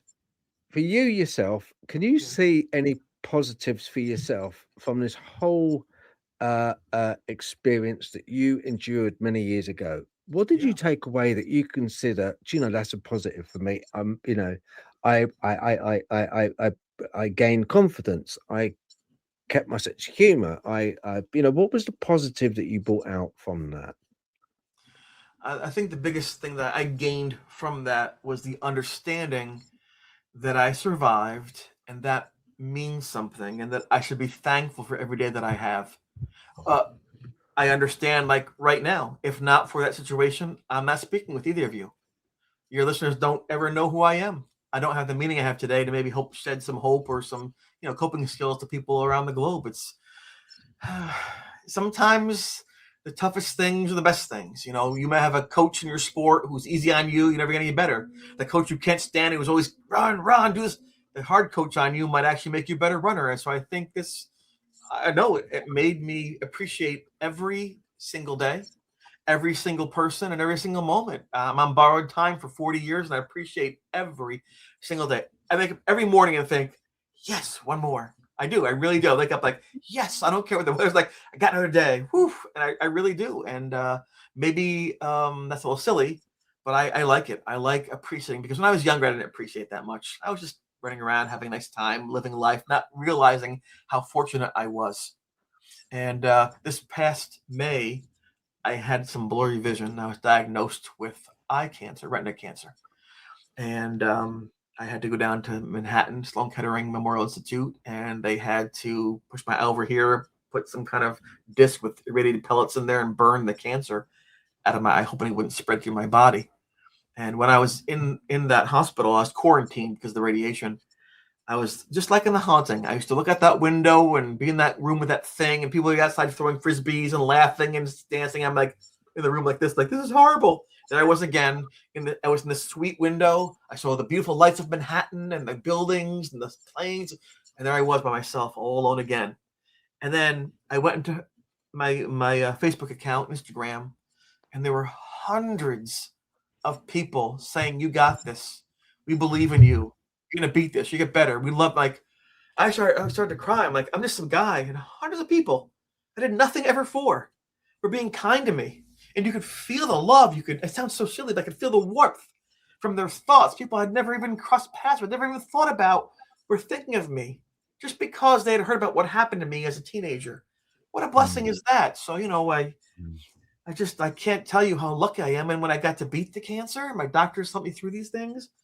Whew, even more of a reason to be thankful for every day and every person. Thank the Lord. Honestly, thank God. God is good. Thank the Lord, honestly.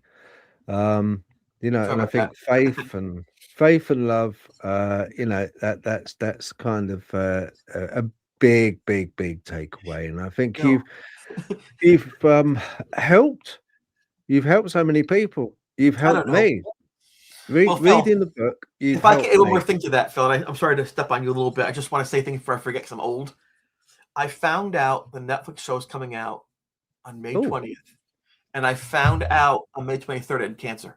So I went from saying this is the best year of my life to I'm not going to make it there because there's just I wouldn't make it there. So when I got to wake up on October 7th at 3 a.m. here and put the telly on and hear boom, I'm like, oh wow, I made it. And I knew in that moment that my job here is basically done. I shared it. It's out there. If I go away tomorrow, it doesn't matter anymore because the message of hope and optimism is still there. So I'm sorry to cut on to you. I want to say it before I forgot. Yeah, no, thank you. Because I think it's just like, do you know what? It's like it's ended on a good note, and it's kind of like, in a way, it's hard to describe it. It's kind of knitted together. The ending's knitted together. It's made full circle for you. Yes. And I think that's wonderful. It's like it was. I never really believe in fate. I think everything's written down for us. I really do. Right from the day we're born to the day we pass, I think we think we have these choices in life, but we really don't. We come up to a fork in the road. I'm going to go right this way. I'm going to go down that way. We're meant to go that way. And I think that you were meant to go through this. And I think you were meant to go through this to share with people and to give people hope. Look, you can make it. It's not so much concentrating on the entity. It's not so much concentrating on the ghost. It's the faith, and it's your courage getting through, which has inspired so many people. Because look at you, still laughing, man. You still got a great sense of humor. I mean, if it has affected you, which it must have done, you're keeping that in check. I don't think it'll ever leave you. No. You'll always remember it. It'll always be there. A part of you will always have that. But you're keeping it in check and you're getting on and you're sharing. The whole thing is really you, not the entity. It's you, because you've dealt with it. You've coped with it, you got over it, and you've gotten on with your life. And I think that's a wonderful story. Thank you. I appreciate that. All right, it's no problem. Right, let's have a look. Have you got any questions, Nat? No. I've just really enjoyed speaking with you, Chris. It's like this is the poster that was on the wall that Jeff showed me to go see the Warren speak that night. Oh wow! Was that the original? Wow. That's well. This is from the same print. Oh, so wow. The person who made the poster gave me a copy from the same print that he made, and this is the photograph that they see of the skeleton of the ghost. It's right, the skeleton, the white bones. Yeah. So I'll show those things So I'll show you those two things. Oh, cool. I kept everything just in case. No, that's great. Oh, Phil, we can't hear you. Yeah, sorry. Are you okay for a few questions, Chris, from absolutely people watching? Are you okay? Rox, thank you, Rox. Let's have a look. Does Tommy ever contact you, Chris? I suppose that means now. I hope not. No, I'm being honest when I say I wanted him to find rest. The one thing I realized when I understood it was aiming at me and whatever it did, it didn't matter if busing the room, a professor of science, nothing mattered. It still wanted me. I figured, well, how can I help it? It must think, even if it's wrong, I can help him. All I could think to do was maybe help him find rest. And so you don't see this, unfortunately, in the show, but I spoke with him and I asked him, why are you here? And the weirdest thing of all is, um, at that time, I hated it. I really despised it. It ruined my running, my college, my friendship. It was just a net negative, and I was so angry at it.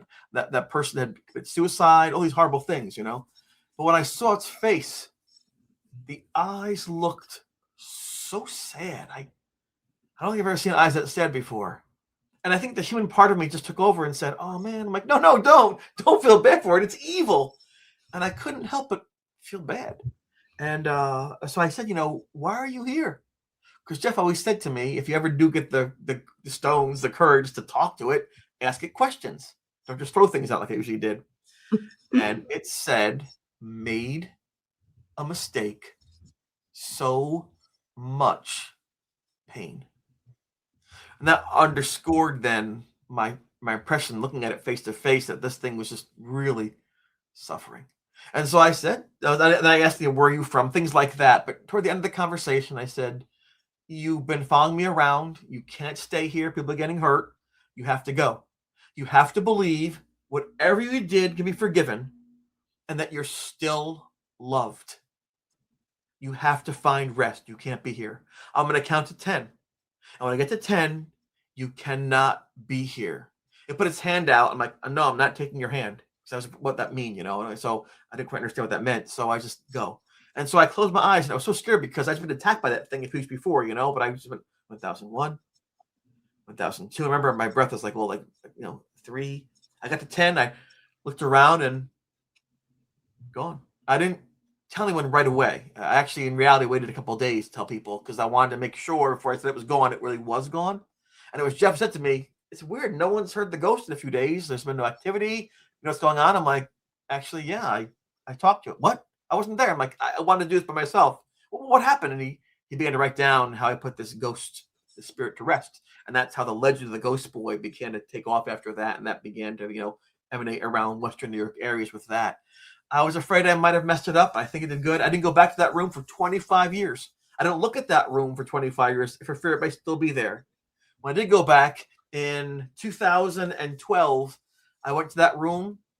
It was so small, so safe, so quiet, and he wasn't there. So I feel confident that I did my part in helping him hopefully find some peace, if not rest.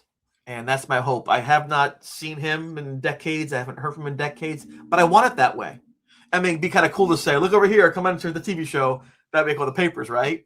But I just want him to find rest. I want him to find rest because he suffered more than I ever will, even though he helped me in that area as well, unfortunately.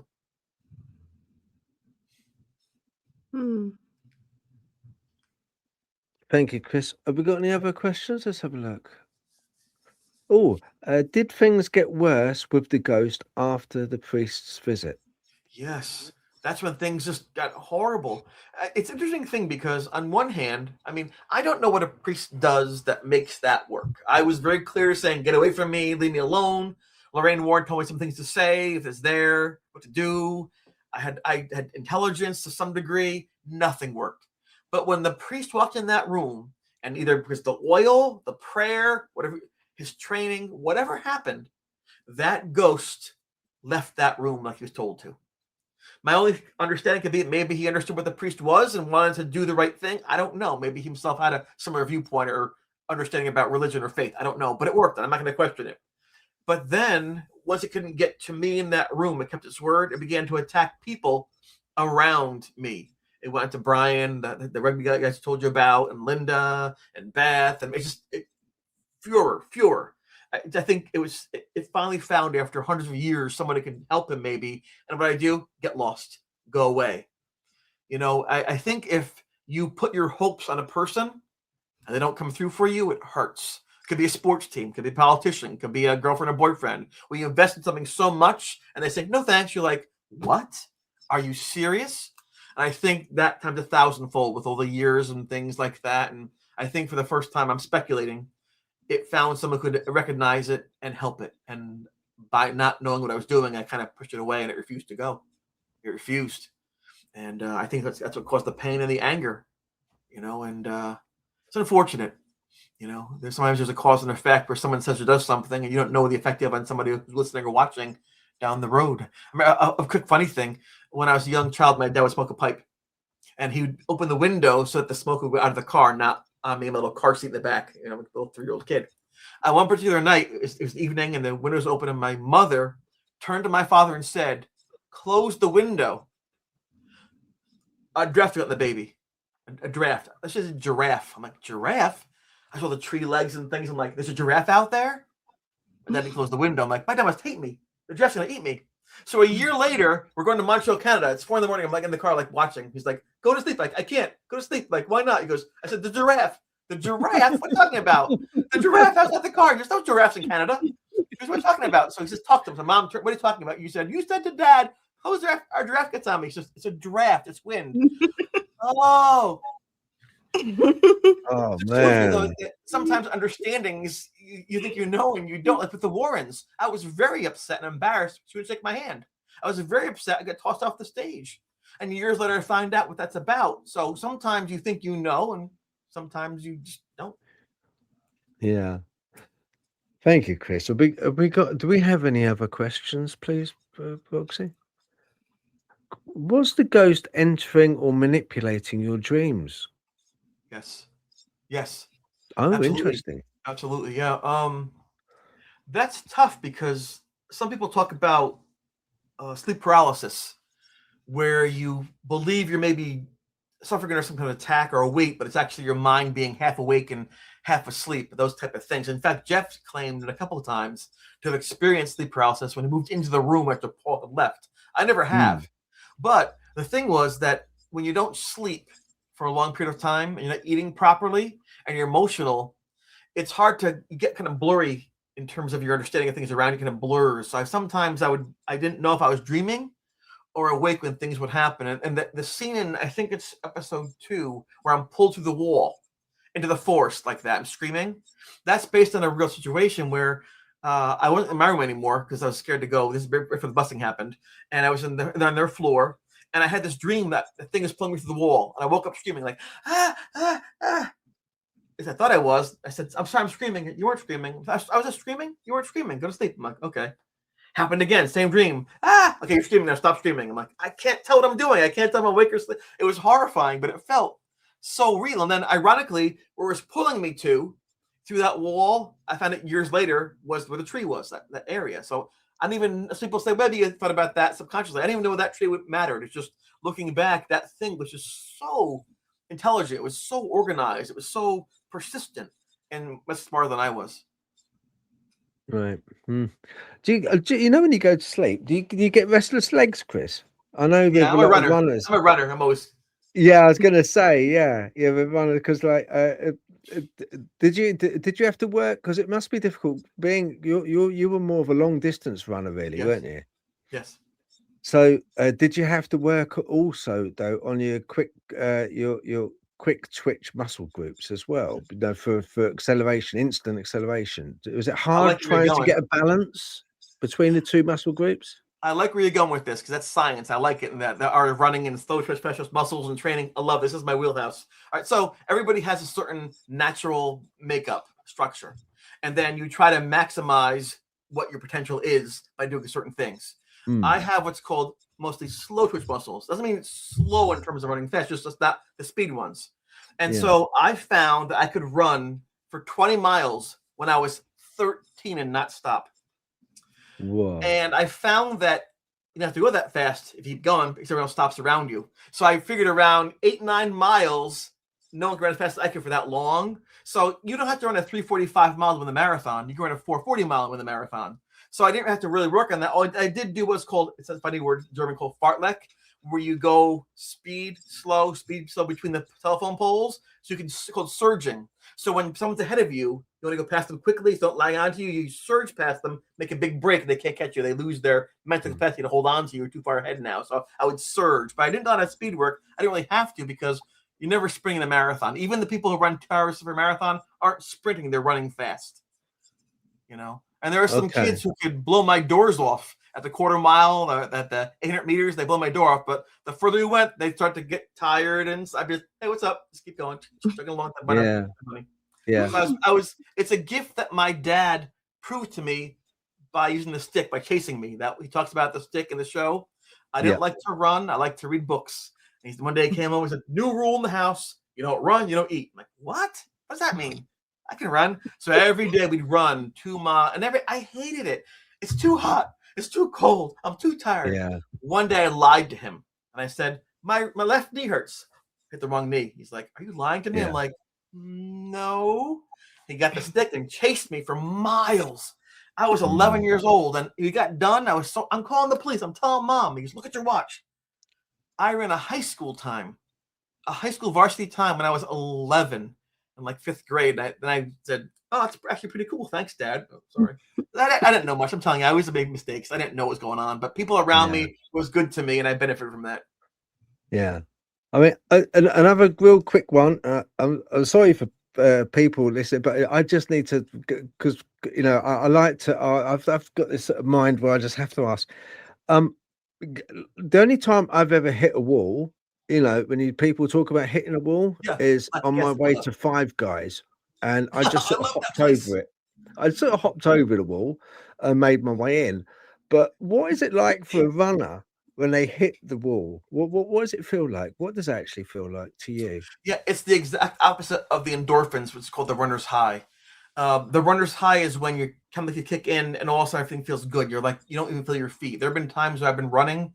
I was running so fast and so happily. I didn't realize I'd gone 2 miles. I'm like, whoa, I just feel like you're floating, like no effort. The opposite is when you have lactic acid buildup in your legs. You're breaking down the muscles as you're running the marathon, and your muscles have no strength. They feel like they're dead weights. It feels as though someone has strapped 20-pound barbells on each of your knees. And even though you want to move, your legs cannot move that extreme effort to the point that you have to slow down and walk. You can stretch out your legs and get the acid out that way. You can drink some water intake. But once you hit the wall, it's hard to get back to where you were before. So I always tell you to hydrate before you're thirsty. As long as you're hydrating, lactic acid can escape your system through your sweat. If you don't hydrate, it just builds up. It has to build up in your system, and you can't get it out, and you have to then walk, and it really hurts. Most human beings who are in shape happen on the 20-mile mark. It's around 32, 33 kilometers it happens. It's just a natural function. It's kind of like with aging. Your body can get stronger and faster until your mid-30s, just naturally if you work out. Once you're around 36, 37, you lose efficiency. That's why you don't see people winning Olympics when they're 55 years old. You lose 1%, 2% on your speed, your strength. That's why you have masters runners who go a little slower. Then you just try to maintain over time. It's science. Okay. No, I just wondered. That's all, because I know when I used to work out a little bit. I mean, many moons ago now, Chris. I used to suffer a lot with a lot of resistance training with DOMS. Deep onset of muscle soreness a lot because the lactic acid, as you say, it just like comes out. It's like poison, really. It comes out the muscle groups, and it's like you have to hydrate. You got to hydrate. Yeah. All right, thank you for that.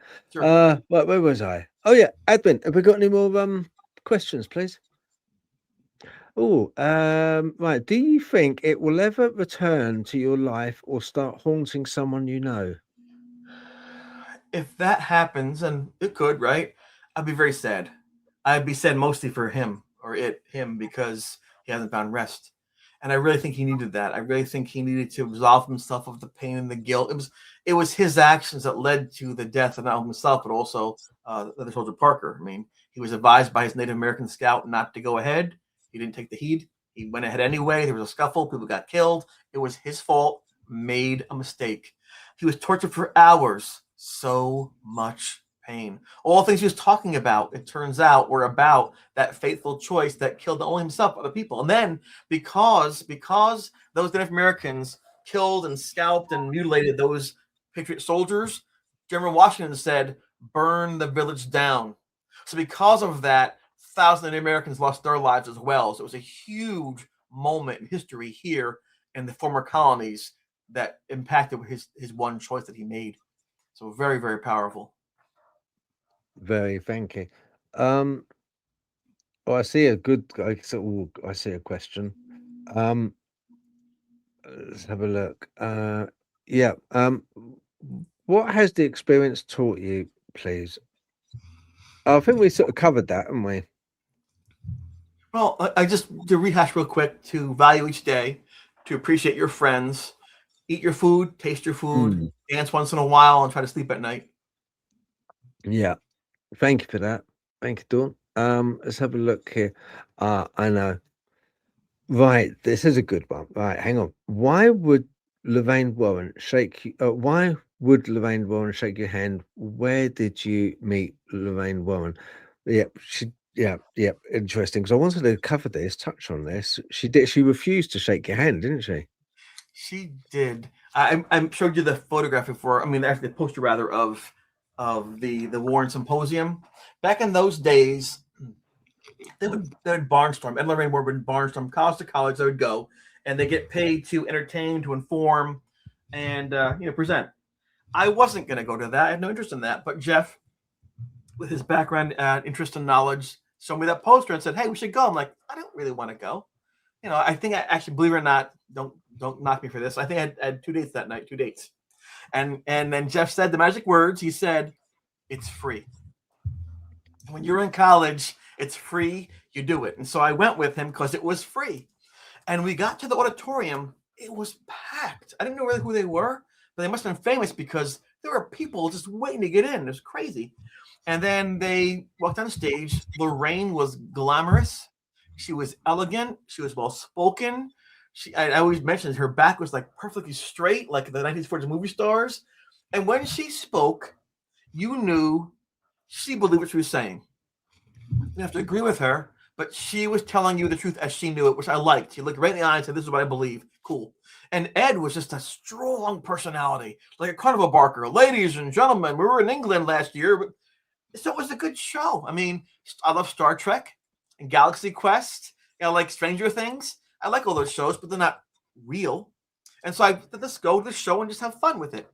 But then they played these things they called EVPs, and they were freaky. And I'm like, ooh, what was that sound? Can't really place, didn't sound right. And then they had these slides, these still black and white images that purported to capture ghosts and spirits that they had either learned about or come across in their travels. And some of them were kind of freaky. The one that scared me the most was a photograph supposedly of a woman in the back of a car at her own funeral. And that was like, ooh, if that's true, that's kind of weird. And so, I just thought that's pretty weird. And I turned to Jeff and said, I could never do that. There's no way I could ever get in front of people and talk about ghosts. That's never going to happen. So, of course, 25 years later, I'm on that same stage talking about ghosts, right? That's how life will treat you. It's another mistake on my part. But after the symposium, I remember, too, not agreeing with them. Lorraine kept on saying that like attracts like. I'm like, no, it does not. You can be two magnets. Like poles repel. They push away. But she was talking about, I think, spirit or people. Anyway, after the event, coming up to meet us, and Jeff pushed me ahead of him, and I went to go on stage and shake Lorraine Warren's hand. And she looked at me and said, "I won't shake your hand. I don't want to know my future." I'm like, what? And then Ed put his hands on me and he tossed me off the stage. Literally pushed me off the stage. And I was humiliated. I thought, I shouldn't have come in the first place. This is stupid. Afterwards, they're going to go on an investigation, a ghost hunt throughout the campus. And I've talked to people who were there that night who went with them on these investigations. Pretty cool stuff happened. But I went back to my room all upset and agitated. Jeff was supposed to go with them on the ghost hunt. Instead, he went with his friend to see what happened. And he asked me these questions like, well, are you sensitive? Did you say anything? Make a face at her? All these things, and I didn't quite understand what was going on. Throughout the haunting, I did reference and use some of the things that Lorraine said during the presentation that I could use, like the idea of a Christ light and things to say. But I had no contact with her for decades. Then around 30 years later, I had done the sci-fi show. I had a little bit of fame. I was going on a speaking tour. And at a diner, a woman came up to me, very young, pretty, energetic person said to me, "You're Chris, right? You're the ghost boy." I'm like, "Yeah, that's me. I'm the ghost boy." She goes, "My mom loves you." I'm like, "Who's your mom?" She goes, "Lorraine Warren." I'm like, Ooh, "Yeah, that must be some other Chris you're talking about. Let me tell you what happened with your mom and your dad, because that wasn't." She said, "No, I know what yeah. happened. I was there." So Judy didn't like the scary stuff. She would either wait in the hotel room or in the car and do word searches, crossword puzzles, things like that. Didn't appeal to her like it did to her parents. She said her mom came back that night from Geneseo and said, "This young blonde-haired kid, his aura was so strong, he could read me. I don't want that to happen. I couldn't read. I couldn't read the room. He blocked me with the vibrancy of his aura. It was incredible stuff." She said. And Ed pushed me off because I'm blocking her ability to understand, to glean, to read. So it wasn't a personal thing as I thought it was. Like, I'm an outcast, I'm a freak. I was functioning the way of their process that they're being paid for. So next over. But she thought I was pretty cool. And when I heard that, I thought, oh my gosh, I feel so dumb now, right? Because they were off the next day doing some other event. Okay. And so I had the chance to meet Lorraine, the opportunity to meet her Mm-hmm. about 2 years before she passed, about 5 years ago.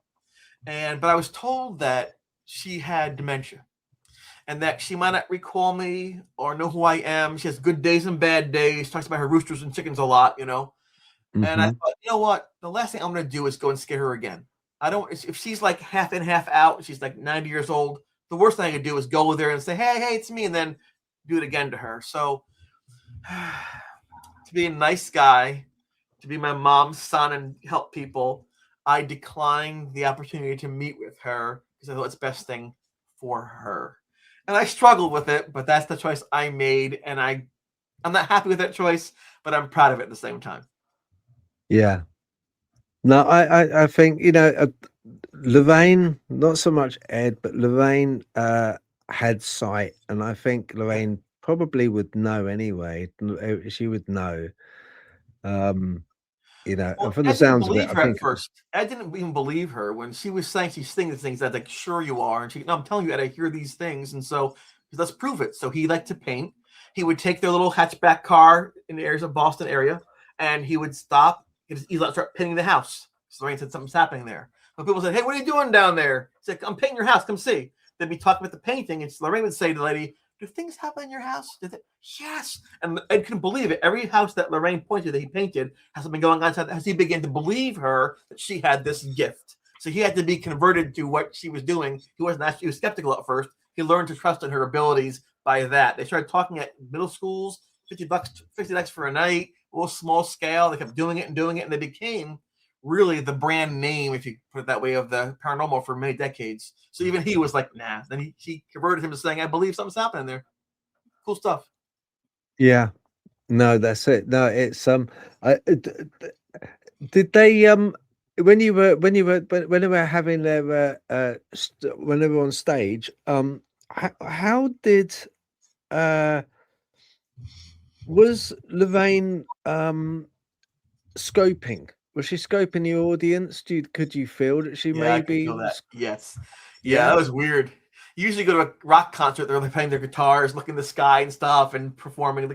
She would just look. I mean, in fact, that's why I responded. She said, looked right at me. She said, like attracts like. I'm like, no, it doesn't. What's looking at me for? I felt a very personal reaction. Like she's looking right Yeah. at me. I'm like, ooh, that was bizarre. But I'm telling you, I know for a fact what she said, she believed. And you can argue for 50 hours straight. Was she right? Was she wrong? Was she accurate? But I'm telling Yeah. you, for her, it wasn't a con job. It was not a con. This is what she believed. And when you talk with someone who tells you the truth as they see it, it's better. You disagree with them. At least you know they're being honest with you, and that means respect. So I liked that. I know Ed sometimes would go off on the side and do things, but as far as she's concerned, I know that she really meant well and she believed what she was doing, and I'm proud of her taking the slings and arrows after all these years. Yeah. No, I think I think she was a lovely woman. I think they were both good in their own right. But Lorraine, yeah, I've got a face-off spot for her. I think she was a lovely woman. Yeah. Right then, have we got any other questions? One left. Let's have a look. Oh, this is a bit of a funny one. Have you or would you ever shower in the dark since your shower incident, and did it give you a fear of showering?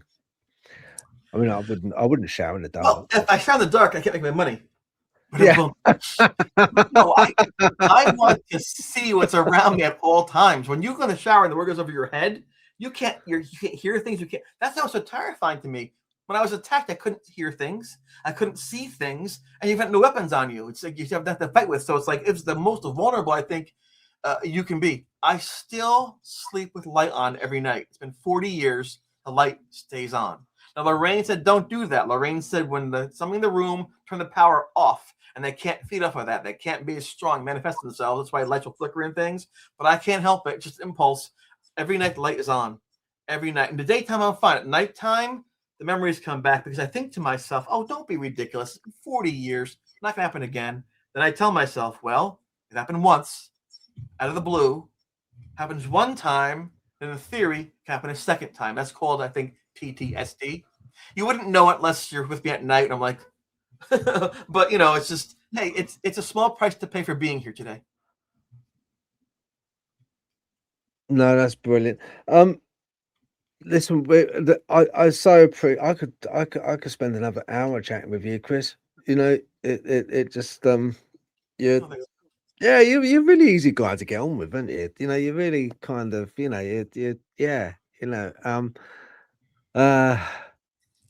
yeah, I like spending time with you. You're a really nice guest. Thank I you. appreciate you coming on. I really do. We're coming up to 2 hours, 11 minutes. If you don't mind staying on, just when I close down, just stay on for a little while. I'm gonna call time on this. Are you okay with that, Nat?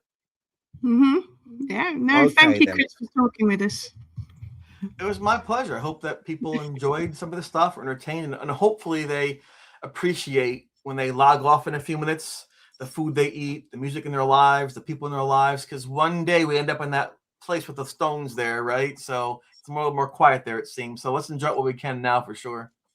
Yeah, and remember, look, you won't regret it. You really won't regret it. The link for it is in the description for Amazon. But obviously you can get it other places as well. Well worth it. Check out the Netflix series as well. Okay, True Haunting. It is worth it. Absolutely worth it. It's just for entertainment value, but what you can learn. This is the gift that keeps on giving, because it's very rare that you get an episode, an experience that Chris has gone through, where he's come out the other side and he's still got it. And it's still well, he's still maybe after this show you'll be like but it's just fantastic, and people, honestly, just I would check that out. No problem. Thank you very much to Ready Steady Retro, to Kate, to Dawn. Let's have a look. Paranormal short sessions. Thank you very much. The VS Devera, thank you very much. Let's have a look here. Build Wards 6584. Thank you very much. Great conversation. Thanks for having Chris on your show. Yeah, well, I really want to thank Chris. I really do. And thank you all very much for tuning in. And it's been great. Much appreciated. Thank you.